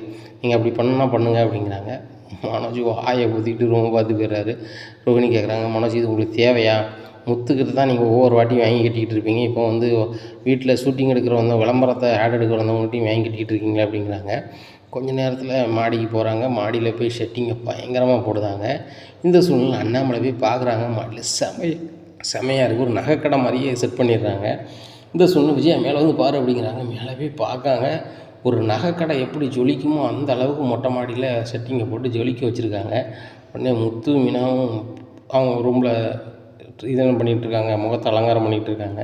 பண்ணிவிட்டு வெளியே கூப்பிட்டு வராங்க. இங்கே ரவி ரெடி பண்ணுறாரு முத்தை, அங்கே சுருதி ரெடி பண்ணுறாங்க. 2 பேரும் புது பொண்ணு புது மாப்பிள்ளை மாதிரி இருக்காங்க. சிலுன்னு இருக்காங்க. போய் பட்டு வேஷ்டி பட்டி சட்டை போட்டிருக்காரு முத்து. மீனா பட்டு சிலையில் மகாராணி மாதிரி இருக்காங்க. பார்க்குறதுக்கு தேவதையாக இருக்கிறாங்க. 2 பேரையும் மாடி கூட்டி போகிறாங்க. அப்போ அந்த நகைக்கடைக்குள்ளே விளம்பரத்தை டம்மி நகை எல்லாமே கழுத்தில் போடுறாங்க. போட்டு அவங்க டைலாக் சொல்லி கொடுக்குறாங்க. அந்த டைலாக் வந்து ஒரே டேக்கில் 2 பேருமே பிடிக்கிறாங்க. செமையாக இருக்குது. உடனே அந்த விளம்பர ஆட் எடுக்கிறவர் சொல்கிறாரு, நான் எவ்வளவோ விளம்பர ஆட் எடுத்திருக்கேன், கிட்டத்தட்ட 16 வருஷம் எனக்கு சர்வீஸாக இருக்குது. நான் 16 வருஷமாக இதே விளம்பரம் தான் ஆட் பண்ணிகிட்ருப்பேன். நாங்கள் சொல்லும் போது 2 டேக் 3 டேக் ஓடி தான் ஓகே ஆகும். ஆனால் மொதல் டேக்லேயே ஓகே பண்ணிட்டீங்க. நான் 1 ஹவர் ஆகும்னு நினச்சேன். நீங்கள் 10 நிமிஷம் எங்களுக்கு முடிச்சு கொடுத்துட்டீங்க. ரொம்ப சூப்பராக இருக்குது. ஆனால் எங்களுக்கு ஒரு கிஃப்ட் என்ன அப்படின்னா, நீங்கள் சிறந்த தம்பதியாக வந்து ஜெயிச்சதுக்கப்புறம், அவார்டு வாங்கினதுக்கப்புறம் முறையாக நாங்கள் உங்கள்கிட்ட அக்ரிமெண்ட் போட்டு இது பண்ணிட்டோம். ரொம்ப சூப்பராக இருக்குது. இல்லை, நாங்கள் காலையிலே வந்து உங்கள் வீட்டில் காத்து கிடக்கும் போதனால தான் இது நடந்திருக்கு. கிட்டத்தட்ட 3 மணிக்கே வந்துவிட்டோம் அப்படிங்கிறாங்க. 3 மணிக்கே வந்துட்டிங்களா அப்படிங்கிறாங்க. ஆமாம், 3 மணிக்கு வந்துவிட்டோம். 3 மணி நேரம் வெயிட் பண்ணோம். நீங்கள் 6 மணிக்கு தான் கதவை திறந்தீங்க அப்படிங்கிறாங்க. உடனே 3 மணிக்கே வந்து 20 லட்ச ரூபா கொடுக்க உட்காந்துருக்காங்களா அப்படின்னு சொல்லிட்டு, உடனே சார் முத்துங்க சாருங்க வாங்க அப்படின்னு சொல்லிட்டு அந்த செக் எழுதி கீழே கொடுக்குறாங்க. என்ன சார் நீங்களும் செக்கு தரீங்க அப்படிங்கிறாங்க. இதை கொண்டு பேங்கில் கொடுங்க சார், உடனே பணம் தந்துடுவாங்க அப்படிங்கிறாங்க. எப்போ கொண்டு கொடுத்தா சார் தருவாங்க அப்படிங்கிறாங்க. சார் இப்போ மணி 12 தான் ஆகுது. நீங்கள் இன்றைக்கி 3 மணிக்குள்ளே எப்போ கொடுத்தாலும் தந்துடுவாங்க. இல்லையா மறுநாள் நீங்கள் 3 மணிக்குள்ளே எப்போனாலும் வாங்கிக்கலாம் அப்படிங்கிறாங்க. ரொம்ப நன்றி சார் அப்படிங்கிறாங்க. அப்பா இதை ஆசீர்வாதம் பண்ணுப்பா அப்படிங்கிறாங்க. ஆசீர்வாதம் பண்ணுறாங்க. சரி நான் போயிட்டு வரோம் அப்படின்னு சொல்லிட்டு போகிறாங்க. இவங்க போயிட்டு இருக்கும்போது இன்னொரு விளம்பர கம்பெனிக்காரங்க வந்துடுறாங்க. சார் நாங்கள் வந்துட்டு ஒரு ஆயில் கம்பெனி சார், எங்களுக்கு விளம்பரத்தில் நடிக்கணும் அப்படிங்கிறாங்க. அதுக்கு நான் தான் ஆட் எடுக்க போகிறேன் டேரக்டர் அப்படிங்கிறாரு ஒரு ஆள். சரி சார் அப்படிங்கிறாங்க. எங்களுக்கு நீங்கள் ஆக்ட் பண்ணணும் அப்படிங்கிறாங்க. என்ன சார் சொல்கிறீங்க அப்படிங்கிற. ஆமாம் அப்படிங்கிறாங்க. நாங்கள் வந்து நீங்கள் ஆட் பண்ணி 2வது நாள் உங்களுக்கு அக்கௌண்ட்டில் போட்டு விட்ருவோம் அப்படிங்கிறாங்க. அப்படியா சார் அப்படிங்கிறாங்க. அதுக்கு எவ்வளோ சார் அப்படின்னு முத்து கேட்குறாரு. உடனே சார் இங்கே பாருங்கள், எங்கள் இதில் வந்து 15 லட்ச ரூபா கொடுத்துருவோம், 2 நாள் கழிச்சு உங்களுக்கு உங்கள் அக்கௌண்ட்டில் ஏறிடும் அப்படிங்கிறாங்க. அப்படியா சார் அப்படிங்கிறாங்க. உடனே எங்கே சார் நடிக்கணும் அப்படிங்கிறாங்க. நீங்கள் எங்கே சொல்கிறீங்களோ வீட்டிலே கூட நடித்தாலும் போதும் அப்படிங்கிறாங்க. சார் மொட்டை மாடியில் நகை கடைக்கு விளம்பரத்துக்கு எடுத்தாங்க, அந்த ஷெட்டு இன்னும் பிரிக்கலை, அதில் தான் இருக்குது, அதில் பண்ணிடலாமா அப்படிங்கிற. ரொம்ப சூப்பர் அப்படிங்கிறாங்க. அதே மாடிக்கு போகிறாங்க. போனோடனே மீனாவும் மறுபடியும் சுருதி வந்து அலங்காரம் பண்ணுறாங்க. முத்தை வந்து ரவி அலங்காரம் பண்ணுறாங்க. இந்த ஆக்டிங் சூப்பராக பண்ணிடுறாங்க. 10 நிமிஷத்தில் முடிஞ்சிருது. சரி சார் உங்கள் அக்கௌண்ட் நம்பர் கொடுங்கன்னு சொல்லிட்டு வாங்கிட்டு, சார் 3 நாளில் உங்கள் அக்கௌண்ட்டில் ஏறிடும் சார்னு சொல்லிட்டு கையை கொடுத்துட்டு போகிறாங்க. உடனே ரொம்ப நன்றி சார் அப்படிங்கிறாங்க. அண்ணாமலைக்கு பயங்கர சந்தோஷம். முத்து 2 விளம்பரத்தில் உடனே நடிச்சிட்டிங்களே அப்படிங்கிறாங்க. எப்பா எனக்கு கனவு மாதிரி இருக்குப்பா, எப்படி இந்த போட்டிக்கு போனோம், அதில் எப்படி ஜெயித்தோம், எப்படி இப்போ விளம்பரத்தில் நடித்தோம், இப்போ 20 லட்ச ரூபா அவங்க எப்படி செக் கொடுத்தாங்க, அவங்க ஒரு 15 லட்ச ரூபா 2 நாளில் ஏறுன்னு சொல்கிறாங்க. எனக்கு ரொம்ப ஆச்சரியமாக இருக்குப்பா அப்படிங்கிறாங்க. எனக்கு அதை விட ஆச்சரியமாக இருக்குது, உங்கள் அம்மா தான் சொல்லுவா மாடியில் முத்து மீனாவும் ஒரு காலமும் வீடு கட்ட முடியாது, இப்படி உண்டியல் வசூல் பண்ணி நீங்கள் கெட்டதாக இருந்தால் கிட்டத்தட்ட 30 வருஷம் 40 வருஷம் ஆயிரும்னு சொல்லுவான். ஆனால் இன்றைக்கி இருக்க உங்ககிட்ட இருக்க பணத்தை பார்த்தா நீங்கள் இதை மாதிரி 2 வீடு வாங்கலாம். அது போக உங்களால் இன்றைக்கி என்னனாலும் செய்ய முடியும். இப்போ 2வது விளம்பரம் எடுக்கிறவங்க வந்துட்டு போயிட்டாங்க, இன்னும் எத்தனை பேர் வரப்போகிறாங்களோ, என்ன ஆக போதோ தெரியல அப்படி இப்படின்னுட்டு இருக்காங்க. இந்த சூழ்நிலையில் இன்னொரு ஆள் வெயிட் பண்ணுறாரு. சார் நாங்கள் சோப்பு கம்பெனிலேருந்து வரோம் அப்படிங்கிறாங்க. இதை கேட்டால் முத்து ரொம்பவே ஷாக்காரு. என்ன சோப்பு கம்பெனியா அப்படிங்கிறாங்க. ஆமாம் சோப்பு கம்பெனிலேருந்து வரோன்னு சொல்லிட்டு ஒரு ஃபேமஸான சோப்பை சொல்கிறாங்க. சரி அப்படிங்கிறாங்க. சார் அந்த சோப்பு போட்டு குளிக்கணும்னு நினச்சின்னா ரொம்ப ஆசைப்பட்டுருக்கேன், ஆனால் அந்த சோப்பு விலை இவ்வளோ இருக்கா சார் அப்படிங்கிறாங்க. சார் நீங்கள் விளம்பரத்துக்கு நடிங்க, நீங்கள் வருஷம் பூரா போடுற சோப்பு நாங்கள் ஃப்ரீயாக தந்துடுறோம், அது போக நீங்கள் ஆக்ட் பண்ணுறதுக்கு நாங்கள் 10 லட்ச ரூபா தந்துடுறோம் சார், உங்களுக்கு வந்துட்டு நாங்கள் இன்றைக்கே தந்துடுறோம் சார் அப்படிங்கிறாங்க. இதை கேட்டவுடனே முத்துக்கு ரொம்பவே ஷாக் ஆகிடுது. மீனாவுக்கு ரொம்ப ஷாக் ஆகிடுது. சுருதி சொல்கிறாங்க, நான் லீவ் போட்டது நல்லது தான், வாங்க மீனா மறுபடியும் மேக்கப் போடுவோம், மாடி செட்டிங்கை பார்த்துட்டு வாங்க, ஓகேவான்னு பாருங்கள் அப்படிங்கிறாங்க. மாடி செட்டிங்கை பார்க்குறாங்க. கொஞ்சம் அவங்க ஸ்டிக்கர்லாம் ஒட்டி சேஞ்ச் பண்ணுறாங்க. முத்து மீனாவுக்கு போகிறாங்க, பயங்கரமாக நடிக்கிறாங்க. அதனால் என்ன அப்படிங்க சார், இதில் ஒரு 10 லட்ச ரூபாய்க்கு செக் இருக்குது அப்படின்னு சொல்லிட்டு கொடுக்குறாங்க. 10 லட்ச ரூபாய்க்கு செக் இருக்கா அப்படிங்கிறாங்க. சரி ரைட்டு அப்படின்னு சொல்லிட்டு வணக்கம் போட்டு அவங்க கிளம்புறாங்க. எப்போ இப்போ 30 லட்ச ரூபாய்க்கு செக் வந்துட்டுப்பா அப்படிங்கிறாங்க. டேய் பேங்க்கு போட்டதுக்குள்ளே நீனு மீனாக போய்ட்டு வாங்க அப்படிங்கிறாங்க. உடனே மனோஜ் எப்படி ரொம்ப ஒரு மாதிரி இருக்கார். இத்தனை லட்சம் கிடைக்கும்னு சொன்னால் நான் ரொம்ப ப்ராக்டிஸ் எடுத்துருப்பேனே அப்படின்னு சொல்லிட்டு ரொம்ப முழிக்காங்க. ரோகிணி நீங்கள் சொன்ன பதில் தான் சரியில்லை, இல்லைன்னா நம்மளுக்கு பரிசு கிடச்சிருக்கும் அப்படிங்கிறாங்க. உடனே ரோகிணி இங்கே மனோஜ் சொல்கிறாங்க, நீங்கள் தான் முட்டாள் மாதிரி பதில் சொல்லிட்டீங்க. நான் பதில் சொல்லணும் அப்படிங்கிறாங்க. ஆமாம், அங்கங்கே கேமரா வச்சுருப்பான்னு கவனமாக இருக்க வேண்டாமா? 4 டிகிரி படிச்சிருக்கேன், 5 டிகிரி படிச்சிருக்கேன்னு சொல்லிட்டு அந்த கேமரா முன்னாடி உழம்புனதுனால தான் நம்மளுக்கு பரிசு கிடைக்காம போயிட்டு அப்படிங்கிறாங்க. என்ன ரோகிணி, இன்றைக்கி வந்து பெரிய கோடீஸ்வரன் ஆகிருக்கலாமே, இந்த முத்து மீனாவுக்கு லட்சக்கணக்கில் பணம் கிடைக்குப்பார். இப்போ பாரு செக்கே வந்து இப்போ வந்து 30 லட்ச ரூபாய் கொடுத்துட்டு போயிட்டானுங்க.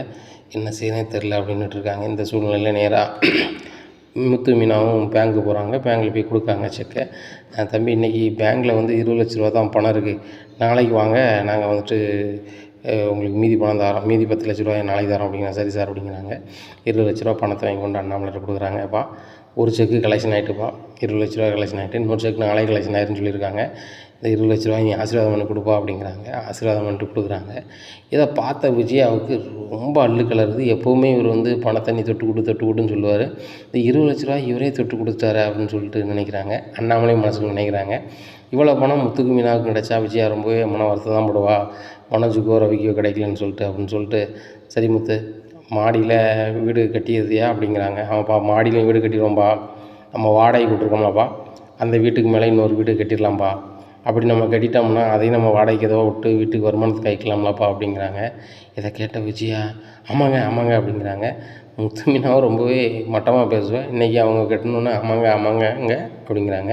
இல்லைங்க காசு அவங்க கையில் தான் வீண் தானே பண்ணுவாங்க, அதான் சொன்னேன் அப்படின்ட்டு இருக்காங்க. இந்த சூழ்நிலையில் இன்னொரு வராங்க. வந்துட்டு சார் நாங்கள் ஒரு சின்னதாக ஒரு சினிமா ஒன்று எடுக்கலான்னு பார்க்குறோம், ஃபேமிலி சப்ஜெக்ட்டு, அதில் நீங்கள் 2 புருஷனும் பொண்டாட்டியும் நடிக்கலாமா, நீங்கள் ஹீரோவாக நடிங்க, அவங்க ஹீரோயினாக நடிக்கட்டும் அப்படிங்கிறாங்க. இதை கேட்ட விஜயாவுக்கு என்ன சினிமாவில் இந்த முத்து ஹீரோ, இந்த மீனோ ஹீரோயினா, என்னங்க சொல்கிறீங்க அப்படிங்கிறாங்க விஜயா. ஆமாம்மா, இவங்க வந்து பயங்கர ஃபேமஸ் ஆகிட்டாங்க, இன்றைக்கி இவங்கள விட்டால் வேறு ஆள் கிடையாது, புது முகத்தை கொண்டு நடித்து பணத்தை போட்டு வின் பண்ணதுக்குள்ளே இவங்க முகம் வந்து எல்லாத்துக்குமே பரிச்சயம் ஆயிடுச்சு. இவங்க கண்டிப்பாக நடித்தா எல்லா தேட்டருக்காரங்களும் கண்டிப்பாக அந்த பெட்டியை வாங்குவாங்க, அதனால் இவங்கள வச்சு ஒரு ஆட் எடுக்கலான்னு படம் எடுக்கலான்னு பார்க்குறோம் சின்னதாக அப்படிங்கிறாங்க. இதை கேட்ட விஜயாவுக்கும் மனோஜுக்கும் ரோகிணிக்கும் ஒன்றும் ஓடலை. அண்ணாமலைக்கு பயங்கர சந்தோஷம். ஏன் முத்து ஹீரோவாக போகிறானா அப்படிங்கிறாங்க. இங்கே முத்துக்கு பயங்கர ஷாக்கிட்டே முத்து அப்படிங்கிறாங்க. அப்பா எனக்கே ஆச்சரியமாக இருக்குப்பா, கனவு மாதிரி இருக்குப்பா, நான் ஹீரோவாப்பா அப்படிங்கிறாங்க.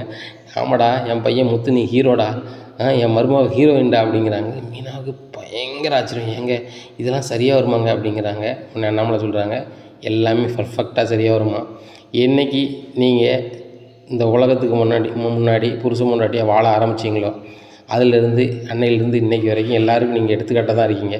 இது எடுத்துக்காட்டாக இருக்கிறவங்க ஒரு படம் நடித்தா கண்டிப்பாக ஓடும், நீங்கள் கண்டிப்பாக அந்த படம் நடிங்க, கண்டிப்பாக வச்சு அடைங்க அப்படிங்கிறாங்க. இந்தாங்க சார் முத்து சார்னாங்க, இது வந்து எங்கள் அட்வான்ஸ் செக்கு, இந்த செக்கில் வந்து நாங்கள் 20 லட்ச ரூபா எழுதியிருக்கோம் அட்வான்ஸாக, நீங்கள் படம் நடித்து கொடுத்தீங்கன்னா உங்களுக்கு 2 கோடி ரூபா தந்துடுறோம், மேடத்துக்கு 1 கோடி ரூபா தந்துடுறோம், இந்த செக்கை 2 பேருமே சேர்ந்து வாங்கிக்கோங்க அப்படிங்கிறாங்க. உடனே வாங்கிட்டு இதை அக்ரிமெண்ட்டில் கையெழுத்து போடுங்க, அக்ரிமெண்ட்டில் கையெழுத்து போடுறாங்க. முத்துக்கு பயங்கர சந்தோஷம், அப்பா பாருப்பா பணம் கொட்டுதுப்பா அப்படிங்கிறாங்க. ஆமாடா முத்து அப்படிங்கிறாங்க. சரி போயிட்டு வரோம் அப்படின்னு சொல்லிட்டு கிளம்பி போகிறாங்க. இங்கே நேராக விஜயா மனோஜ் ரூமுக்கு போகிறாங்க. மனோஜ் ரோஹினி கூப்பிட்டு 2 பேரையும் வெளுன்னு வழுக்காங்க. உங்களுக்கெல்லாம் அறிவு இருக்கா? நீங்கள் தானே இந்த வீட்டில் 2 பேருமே மூத்தவங்க, படித்தவங்க, ஏன் மலேசியாவில் நீ என்ன படித்த, இவ்வளோ பெரிய பணக்காரையிலேருந்து என்னத்தை கற்றுக்கிட்டேன், 2 பேரையும் நான் வந்து உங்களுக்கு நான் எவ்வளோத்துக்குள்ளே உங்களை நான் அனுசரித்து போகிறேன், நீங்கள் இந்த ஜெயிச்சிருக்க வேண்டாமா, பாரு கோடிக்கணக்கில் பணம் வந்து அவங்களுக்கு குமியுது, நீங்கள் வந்து தெருக்கோடியில் நிற்கிங்க அப்படிங்கிறாங்க. மன சொல்கிறாங்க, அம்மா இவனுக்காவது யாராவது கொடுத்து தந்தமா கோடீஸ்வரன் ஆகியிருக்கான், ஆனால் என் பொண்டாட்டி பிறவிலே பெரிய கோடீஸ்வரிமா அப்படிங்கிறாங்க. டேய் அந்த கோடீஸ்வரியாக இருந்தாலும் இப்போ உன்ட்ட என்னடா இருக்குது, உன்ட்ட என்ன இருக்குது, உங்கள் அப்பாவுக்கு 50,000 2 நாளாக கொடுக்கணுமா, கொடுக்கொண்ட வழி இருக்கா, உன்னை கவுந்துட்டு இருக்காரு இல்லையா, அதுக்கும் வழி இல்லை, அப்படி இருக்கும்போது ஏன்டா அவனுக்கு வாய், அவனை பாருடா, ஒரு சாதாரண ஒரு டிரைவர்டா, அவன் ஒரு சாதாரண பூக்காரி, இப்போ அவன் பெரிய ஹீரோ, அவன் பெரிய ஹீரோயின், நம்ம வீட்டு மாடியில் வந்து ஒரு 10 நிமிஷம் நடித்து கொடுத்துக்கு 10 லட்சம்ங்காங்க, 15 லட்சம்ங்காங்க, 20 லட்சம்ங்காங்க, இவ்வளோ பணம் சம்பாதிக்காங்க, இந்த பணம் கிடைக்குன்னு உனக்கு தெரியாதாடா அப்படிங்கிறாங்க. ஏம்மா இப்படி கிடக்குன்னு எனக்கு தெரியாது, நான் வந்து விருது இந்த 1 லட்ச ரூபா தான் கொடுப்பாங்க, அப்பாவுக்கு 2 மாதம் கொடுக்க பணத்துக்கு இது ஆகுமென்னு நினச்சி தான் போனோமா, ஆனால் இவ்வளோ பணம் கிடைக்கும், இவ்வளோ புகழ் கிடைக்கும்னு நான் கண்டிப்பாக பண்ணியிருப்போம்மா, இந்த விளம்பரக்காரனுக்கும் அறிவு இல்லை, இந்த வீட்டிலே ஹேண்ட்ஸமாக நான் இருக்கேன், ரோஹினி இருக்கான், 2 பேரையும் ஒரு ஹீரோயினாக நடிக்க வைக்கலாம், ஆனால் அந்த முத்து மீனாவும் நடிக்கும் போது ரொம்ப கடுப்பாக இருக்குமா அப்படிங்கிறாங்க. டேய் முட்டாள் மாதிரியே பேசிகிட்டு இருக்காத, அவங்க லெவல் இப்போ வேற ஆயிடுச்சு. இனிமேல் முத்து மீனை அனுசரித்து போக போகிற அப்போ நான் தாண்டா இந்த வீட்டில் உனக்கு ரொட்டேஷனுக்கு ஆகும். நாளைக்கு பிஸ்னஸ் ஏதாவது பண்ணோன்னா முத்து மீனா உனக்கு ஏதாவது ஹெல்ப் பண்ண மாதிரி இருக்கும் அப்படிங்கிறாங்க. அப்போ தான் ரோஹிணி நினைக்காங்க, மீனாவுக்கும் முத்துக்கும் பணம் வந்தோடனே இந்த ஆண்டி வந்து அந்த பக்கம் சாஞ்சிருவாங்களா அப்படின்னு சொல்லிட்டு ஆண்டி அப்படிங்கிறாங்க. இல்லைம்மா, நீ மனசுக்குள்ள நினைக்க எனக்கு தெரியுது. முத்து மீனா பக்கத்தில் நான் சாய மாட்டேன். ஆனால் அவங்ககிட்ட ஒழுங்காக பேசினா தான் மனோஜுக்கு ஏதாவது ஒரு பிஸ்னஸ் பண்ணதுக்கோ எதுக்கோ பணம் கொடுத்து உதவுனாலும் அவங்களால முடியும். அதனால் இன்னமும் வந்து மீனா வீட்டு வேலை செய்ய மாட்டா. ரோஹிணி, நீனும் நானும் தான் நம்ம வீட்டு வேலை செய்யணும். அவள் செஞ்சான்னா அவட்ட எதுவும் பணமும் வாங்க முடியாது அப்படிங்கிறாங்க. என்ன ஆண்டி சொல்கிறீங்க, என்னால் தான் சமைக்க முடியாது அப்படிங்கிறாங்க. இங்கே பாரு ரோஹிணி, சமைக்க முடியாத வைக்காதெல்லாம் சொல்லிக்கிட்டு இருக்காத. என்ன உன் பார்லர் ஒரே பார்லரோட காட்டாமல் நிறைய பார்லர் வைக்கணும், மனோஜுக்கு நிறைய கடை வைக்கணும்னு சொன்னால் அந்த முத்து மீனோட ஹெல்ப் உனக்கு தேவைப்படும். உங்கள் அப்பா ஜெயிலில் இருக்கார், அவர் எப்போ வருவார் ஏது வருவார்னு தெரியலை. ஆனால் அவர் வருது வரைக்கும் உங்களுக்கு ஏதாவது வகையில் பணம் வேணும்ல, அதை வாங்கணும்னா அந்த முத்து மீனால தான் முடியும். நம்ம வாடகை கொடுத்த வீட்டுக்கு மாடியில் வீடு கட்டுதாங்க, இங்கே மேலே ஒத்த ரூம் கட்டுறதுக்கே முடியாமல் கிடந்தான். இப்போ அவன் எத்தனை வீடுனாலும் விலைக்கு வாங்க வழியில் இருக்கான். அதனால் முத்து மீனாவை அனுசரித்து போனால் மட்டும்தான் இந்த வீட்டில் நம்ம எல்லோரும் இருக்க முடியும், ஒழுங்காக சாப்பிட முடியும். என் வீட்டுக்காரரை பற்றி உனக்கு தெரியும் ரோகிணி, எப்போவுமே முத்து சைடில் தான் நிற்பார். இப்போ பாரு அவங்கள்ட்ட பணம் புகழ் இருக்குது. பேசாமல் நாங்கள் எல்லோரும் தனியாக போயிடறோன்னு சொன்னால் நம்ம நிலைமையை நினச்சிப்பார், ரொம்ப மோசமாயிடும். நம்ம அவங்களுக்கு தரைக்கு கீழே இருப்போம். அதனால் இந்த முத்து மீனாவை இப்போ எந்த வேலையும் செய்யக்கூடாது, எல்லா வேலையும் நம்ம தான் செய்யணும் அப்படிங்கிறாங்க. உடனே மனம் சொல்கிறாங்க, ஏம்மா நான் ஒரு ஃபர்னிச்சர் கடை ஓனர், நானும் அம்மா வீட்டு வேலை செய்யணும் அப்படிங்கிறாங்க.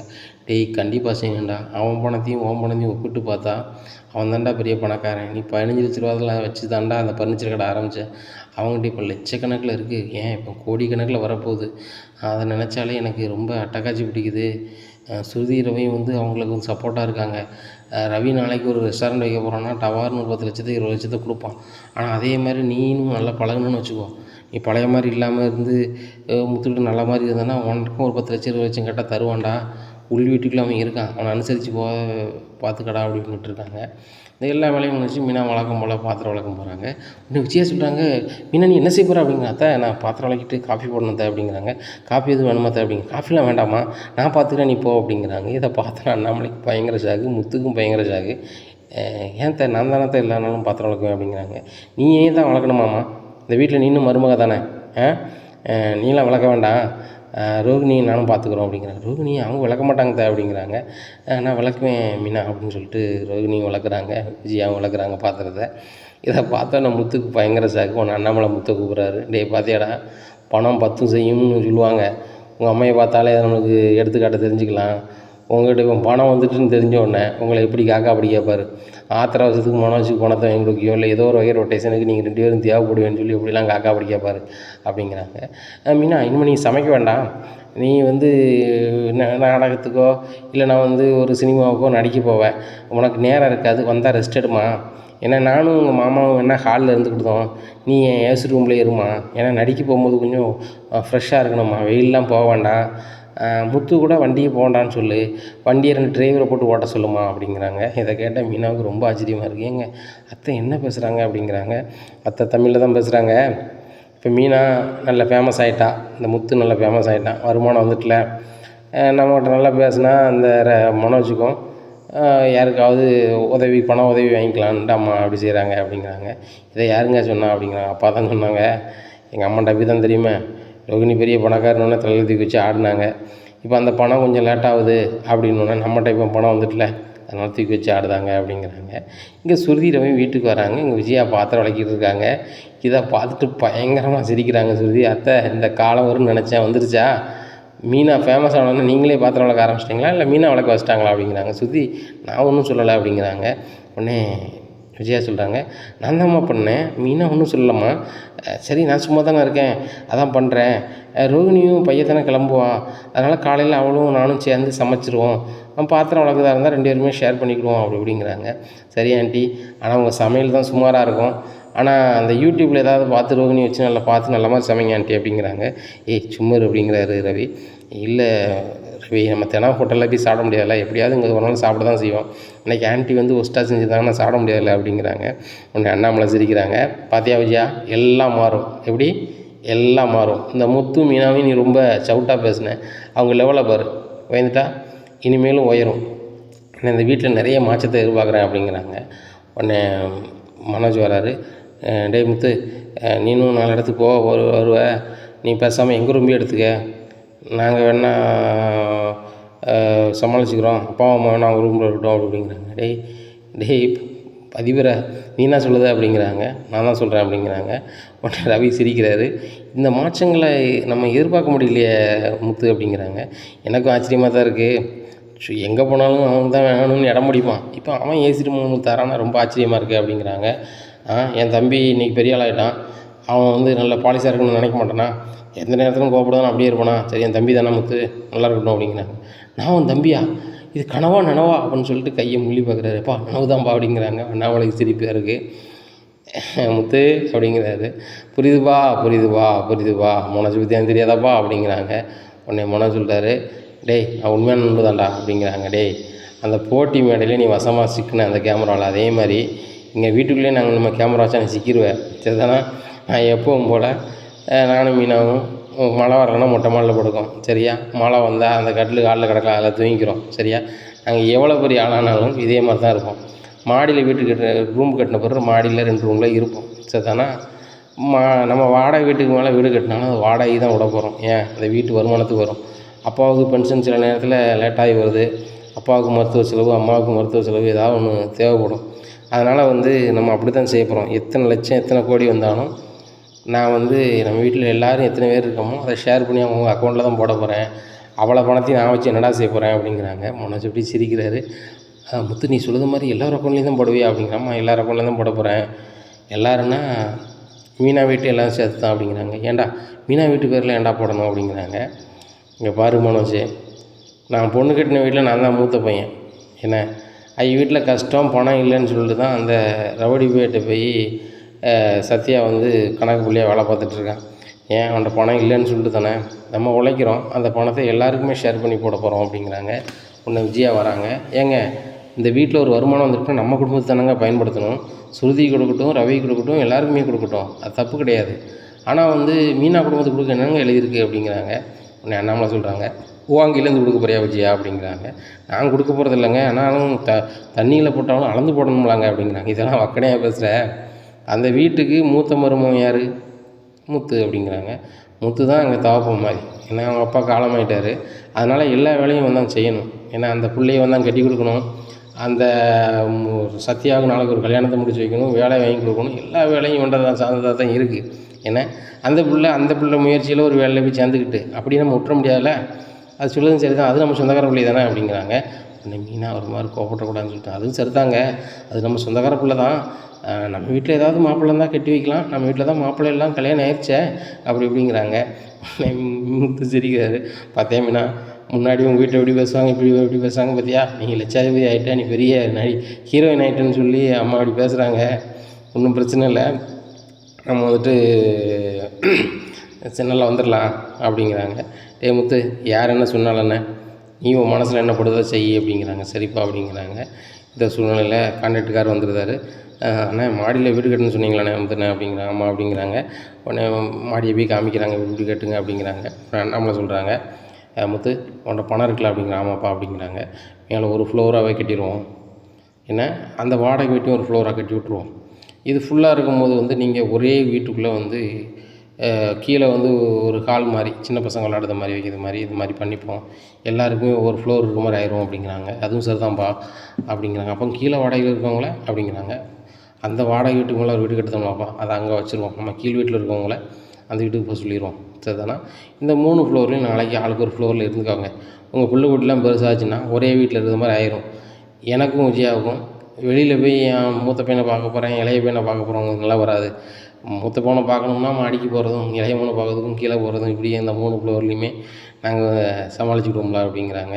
உடனே முத்து சூப்பர் யோசனைப்பா, நாங்கள் இந்த ஒரே வீட்டில் நாங்கள் இருந்தோம்னா கண்டிப்பாக காலத்துக்கும் நல்லாவும் இருக்கும், அதுபோக கூட்டு குடும்பம் உங்கள் அன்பும் சிதையாமல் இருக்கும்பா, கண்டிப்பாப்பா நீ ஏன்னா என் கூட தான் இருக்கணும்ப்பா அப்படிங்கிற. முத்து நான் 3 பையங்களோடு இருப்பேன், என்ன ஒரு நாளைக்கு 3 நேரம், நான் காலையில் ஒரு பையன்ட்டு சாப்பிடுவேன், மதியம் ஒரு பையன்ட்டு சாப்பிடுவேன், நைட்டு ஒரு பையன்ட்டு சாப்பிடுவேன் அப்படிங்கிறாங்க. விஜயா சொல்கிறாங்க, விஜயா நீ மனோஜ் தானே சாப்பிடுவேன்னு சொல்கிற அப்படிங்கிறாங்க. நான் அப்படி ஒன்றும் சொல்லலைங்க, நீங்கள் சொன்ன மாதிரி நீங்கள் எப்படிலாம் இருக்கீங்களோ அதே மாதிரி நானும் இருந்துக்கிறேன் அப்படிங்கிறாங்க. முத்து உங்கள் அம்மா மாறிட்டா, மாறலை, நீங்கள் 2 பேரும் மாற்றிட்டீங்க அப்படிங்கிறாங்க. மீனா சிரிக்கிறாங்க.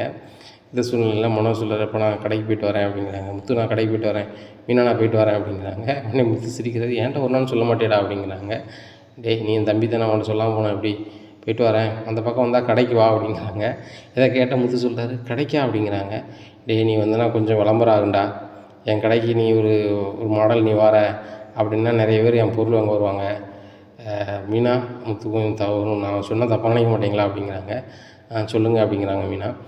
என் கடைக்கு ஒரு சின்னதாக ஒரு விளம்பரம் நடிச்சு கொடுங்க, அதை நான் லோக்கல் டிவியில் போடுறேன், போட்டால் என் கடைக்கு நிறைய விளம்பரம் வரும்ல அப்படிங்கிறாங்க.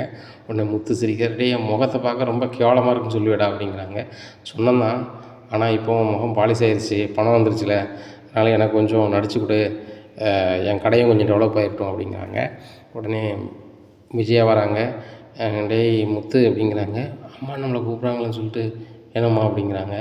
நீனும் பொண்டாட்டியும் என் நடன பள்ளிக்கும் ஒரு விளம்பரம் நடிச்சு கொடுங்க, நீங்கள் 2 பேரும் நடிச்சு கொடுத்தீங்கன்னா என் நடன பள்ளியும் பெருசாகிடும் அப்படிங்கிறாங்க. இதை கேட்ட முத்துக்கு, சரிம்மா கண்டிப்பாக பண்ணி தந்துடலாமா, மீனா பண்ணிடலாம்ல அப்படிங்கிறாங்க. கண்டிப்பாங்க அப்படி இப்படின்னுட்டு இருக்காங்க. இந்த சூழ்நிலையில் ரோஹிணி சொல்கிறாங்க, ரோஹிணி உன் பார்லருக்கும் ஒரு விளம்பரம் நடிச்சு தர சொல்லு, சூப்பராகிடும் அப்படிங்கிறாங்க.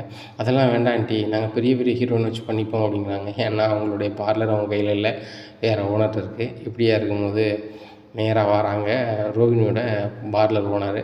வந்து உள்ளே வரலாமா அப்படிங்கிறாங்க. வாங்க மேடம் உள்ளே அப்படிங்கிறாங்க. முத்து என்ன உங்களுக்கு தெரியுதா அப்படிங்கிறாங்க. முத்துக்கு நல்லாவே தெரியுது ரோஹிணி வேலை பார்க்க பார்லர் ஓனருன்னு சொல்லிட்டு. அண்ணாமலைக்கும் தெரியுது. விஜயாவுக்கு தெரியாமல் இருக்க, விஜயாவுக்கு இந்த விஷயம் தெரிஞ்சுன்னா விஜயா ரொம்பலாம் வருத்தப்படுவா அப்படின்னு சொல்லி நினச்சிட்டு இருக்கும் போதே அவங்க கேட்குறாங்க, நான் யாருன்னு உங்களுக்கு தெரியுதா ஐயா அப்படின்னு கேட்குறாங்க. அண்ணாமலைகிட்ட தெரியுதுமா அப்படிங்கிறாங்க. அம்மா என்ன உங்களுக்கு தெரியுதா அப்படிங்கிறாங்க. தெரியலையேங்க அப்படிங்கிறாங்க. உங்கள் மருமக ரோஹிணி என் பார்லரில் தான் வேலை பார்க்காங்க 1 வருஷமா அப்படிங்கிறாங்க. என்னது, என் மருமக உங்கள் பார்லரில் 1 வருஷமாக வேலை பார்க்கலாம்? நாங்கள் எந்த அளவுக்கு உள்ள ஃபேமிலின்னு உங்களுக்கு தெரியுமா தெரியாதா அப்படிங்கிறாங்க. ஏம்மா எல்லாமே தெரியும், இந்த முத்து மீனாவும் இப்போ சிறந்த தம்பதிகள்னு சொல்லி விருது வாங்கியிருக்கிறாங்க. இப்போ நிறைய டிவி பேப்பர்லாம் ஃபேமஸ் ஆகிருக்கிறாங்க. 2-3 ஆடில் நடிச்சிருக்கிறாங்க. இப்போ சினிமா படத்தில் கூட நடிக்க போகிறாங்கன்னு சொல்லி கூட பேப்பரில் வந்துச்சு. சரிங்களா, இதெல்லாம் தெரிஞ்சுக்கிட்டு தான் நான் வந்திருக்கேன். ரோஹிணியோடைய கொழுந்தனும் தங்கச்சியும் வந்துட்டு இவ்வளோ ஃபேமஸ் ஆகியிருக்காங்க, நம்ம பாராட்டணும். அதுபோக எனக்கு நிறைய ஃப்ரான்ச்சைஸ்ன்னு சொல்லிட்டு நிறைய பார்லர் இருக்குது. அந்த பார்லருக்கு வந்து விளம்பரம் பண்ணதுக்கு ஒரு விளம்பர நடிகரும் வேணும். அதுக்கு வந்து இவங்க 2 பேரும் ஆட் பண்ண வந்திருந்தாங்கன்னா நாங்கள் எவ்வளோ கேட்குறாங்களோ நாங்கள் கொடுக்க தயாராக இருக்கோம், அதை சொல்ல தான் வந்தோம் அப்படிங்கிறாங்க. நீங்கள் சொல்லுறதெல்லாம் சரி, ஆனால் ரோஹிணி வந்து சொந்தமாக பார்லர் வச்சுருக்கா அப்படிங்க. என்னங்க சொல்கிறீங்க, அவள் சொந்தமாலாம் பார்லர் வைக்கல, என் பார்லர் வேலை தான் பார்க்கா, நீங்கள் வேணா அவட்ட கேளுங்க அப்படிங்கிறாங்க. என்ன ரோஹிணி அவங்க சொல்லிக்கிட்டு இருக்காங்க, அவங்க பார்லர் நீ வேலை பார்க்குறேன்னு சொல்கிறாங்க, அப்போ அது ஓம் பார்லர் இல்லையா அப்படிங்கிறாங்க. ஆண்டி அது வந்து என்னது அதை சொல்லு அப்படிங்கிறாங்க. ஆண்டி நான் அவங்ககிட்ட கொடுத்துட்டேன் கொடுத்துட்டியா அப்படிங்கிறாங்க. ஓ பிரான்ச் மாற்ற தானே, பேர் மாற்ற தானே கொடுத்துருக்க, பார்லர் ஓம் பார்லர் தானே அப்படிங்கிறாங்க. இல்லை ஆண்டி விற்றுட்டேன் அப்படிங்கிறாங்க. விற்றுட்டியா அப்படிங்கிறாங்க. மனோஜ் ரொம்ப ஷாக்காக இருக்கிறாங்க. என்ன ரோஹிணி சொல்கிற, அப்போ பார்லரும் உனக்கு சொந்தம் இல்லையா அப்படிங்கிறாங்க. இல்லை மனோஜ் நான் விற்று 1 வருஷம் ஆயிடுச்சு அப்படிங்கிறாங்க. நீ என்கிட்ட சொல்லாமல் எப்படி விற்கலாம் அப்படிங்கிறாங்க. இதை கேட்ட ரோஹிணி சொல்கிறாங்க, உன்கிட்ட சொல்லாமல் வைக்கிறதுக்கு நீ எனக்கு எந்த வகையில் ஹெல்ப்ஃபுல்லாக இருக்கீங்க மனோஜ், எல்லாமே நான் தான் உங்களுக்கு பண்ண வேண்டியதாக இருக்குது அப்படிங்கிறாங்க. ரோஹிணி நான் உனக்கு என்னது பண்ணல, 1 லட்ச ரூபா உனக்கு வட்டிக்கு தரலையா அப்படிங்கிறாங்க. கெட்டின பொண்டாட்டிக்கு 1 லட்ச ரூபா தந்துட்டு வட்டி தானே வாங்கிட்டு இருக்கீங்க அப்படிங்கிறாங்க. உடனே அண்ணாமலை கேட்குறாங்க, என்னடா நடக்குங்க அப்படிங்கிறாங்க. உடனே மனோஜ் அப்படி முழிச்சிட்ருக்காரு. உடனே அந்த பார்லர் ஓனர் சொல்கிறாங்க, நான் சரியில்லாத நேரத்துக்கு வந்துட்டேன்னு நினைக்கிறேன், முத்து மீனாவை நான் இன்னொரு நாள் வந்து பார்க்குறேன், நான் கிளம்புறேன் அப்படின்னு சொல்லிட்டு கிளம்பி போகிறாங்க. இனி என்ன நடக்கும் இந்த அண்ணாமலை குடும்பத்தில் அப்படிங்கிறத பொறுத்திருந்து பார்க்கலாம். நம்ம சேனலை நீங்கள் மறக்காமல் லைக் அண்ட் சப்ஸ்கிரைப் பண்ணுங்கள். நன்றி, வணக்கம்.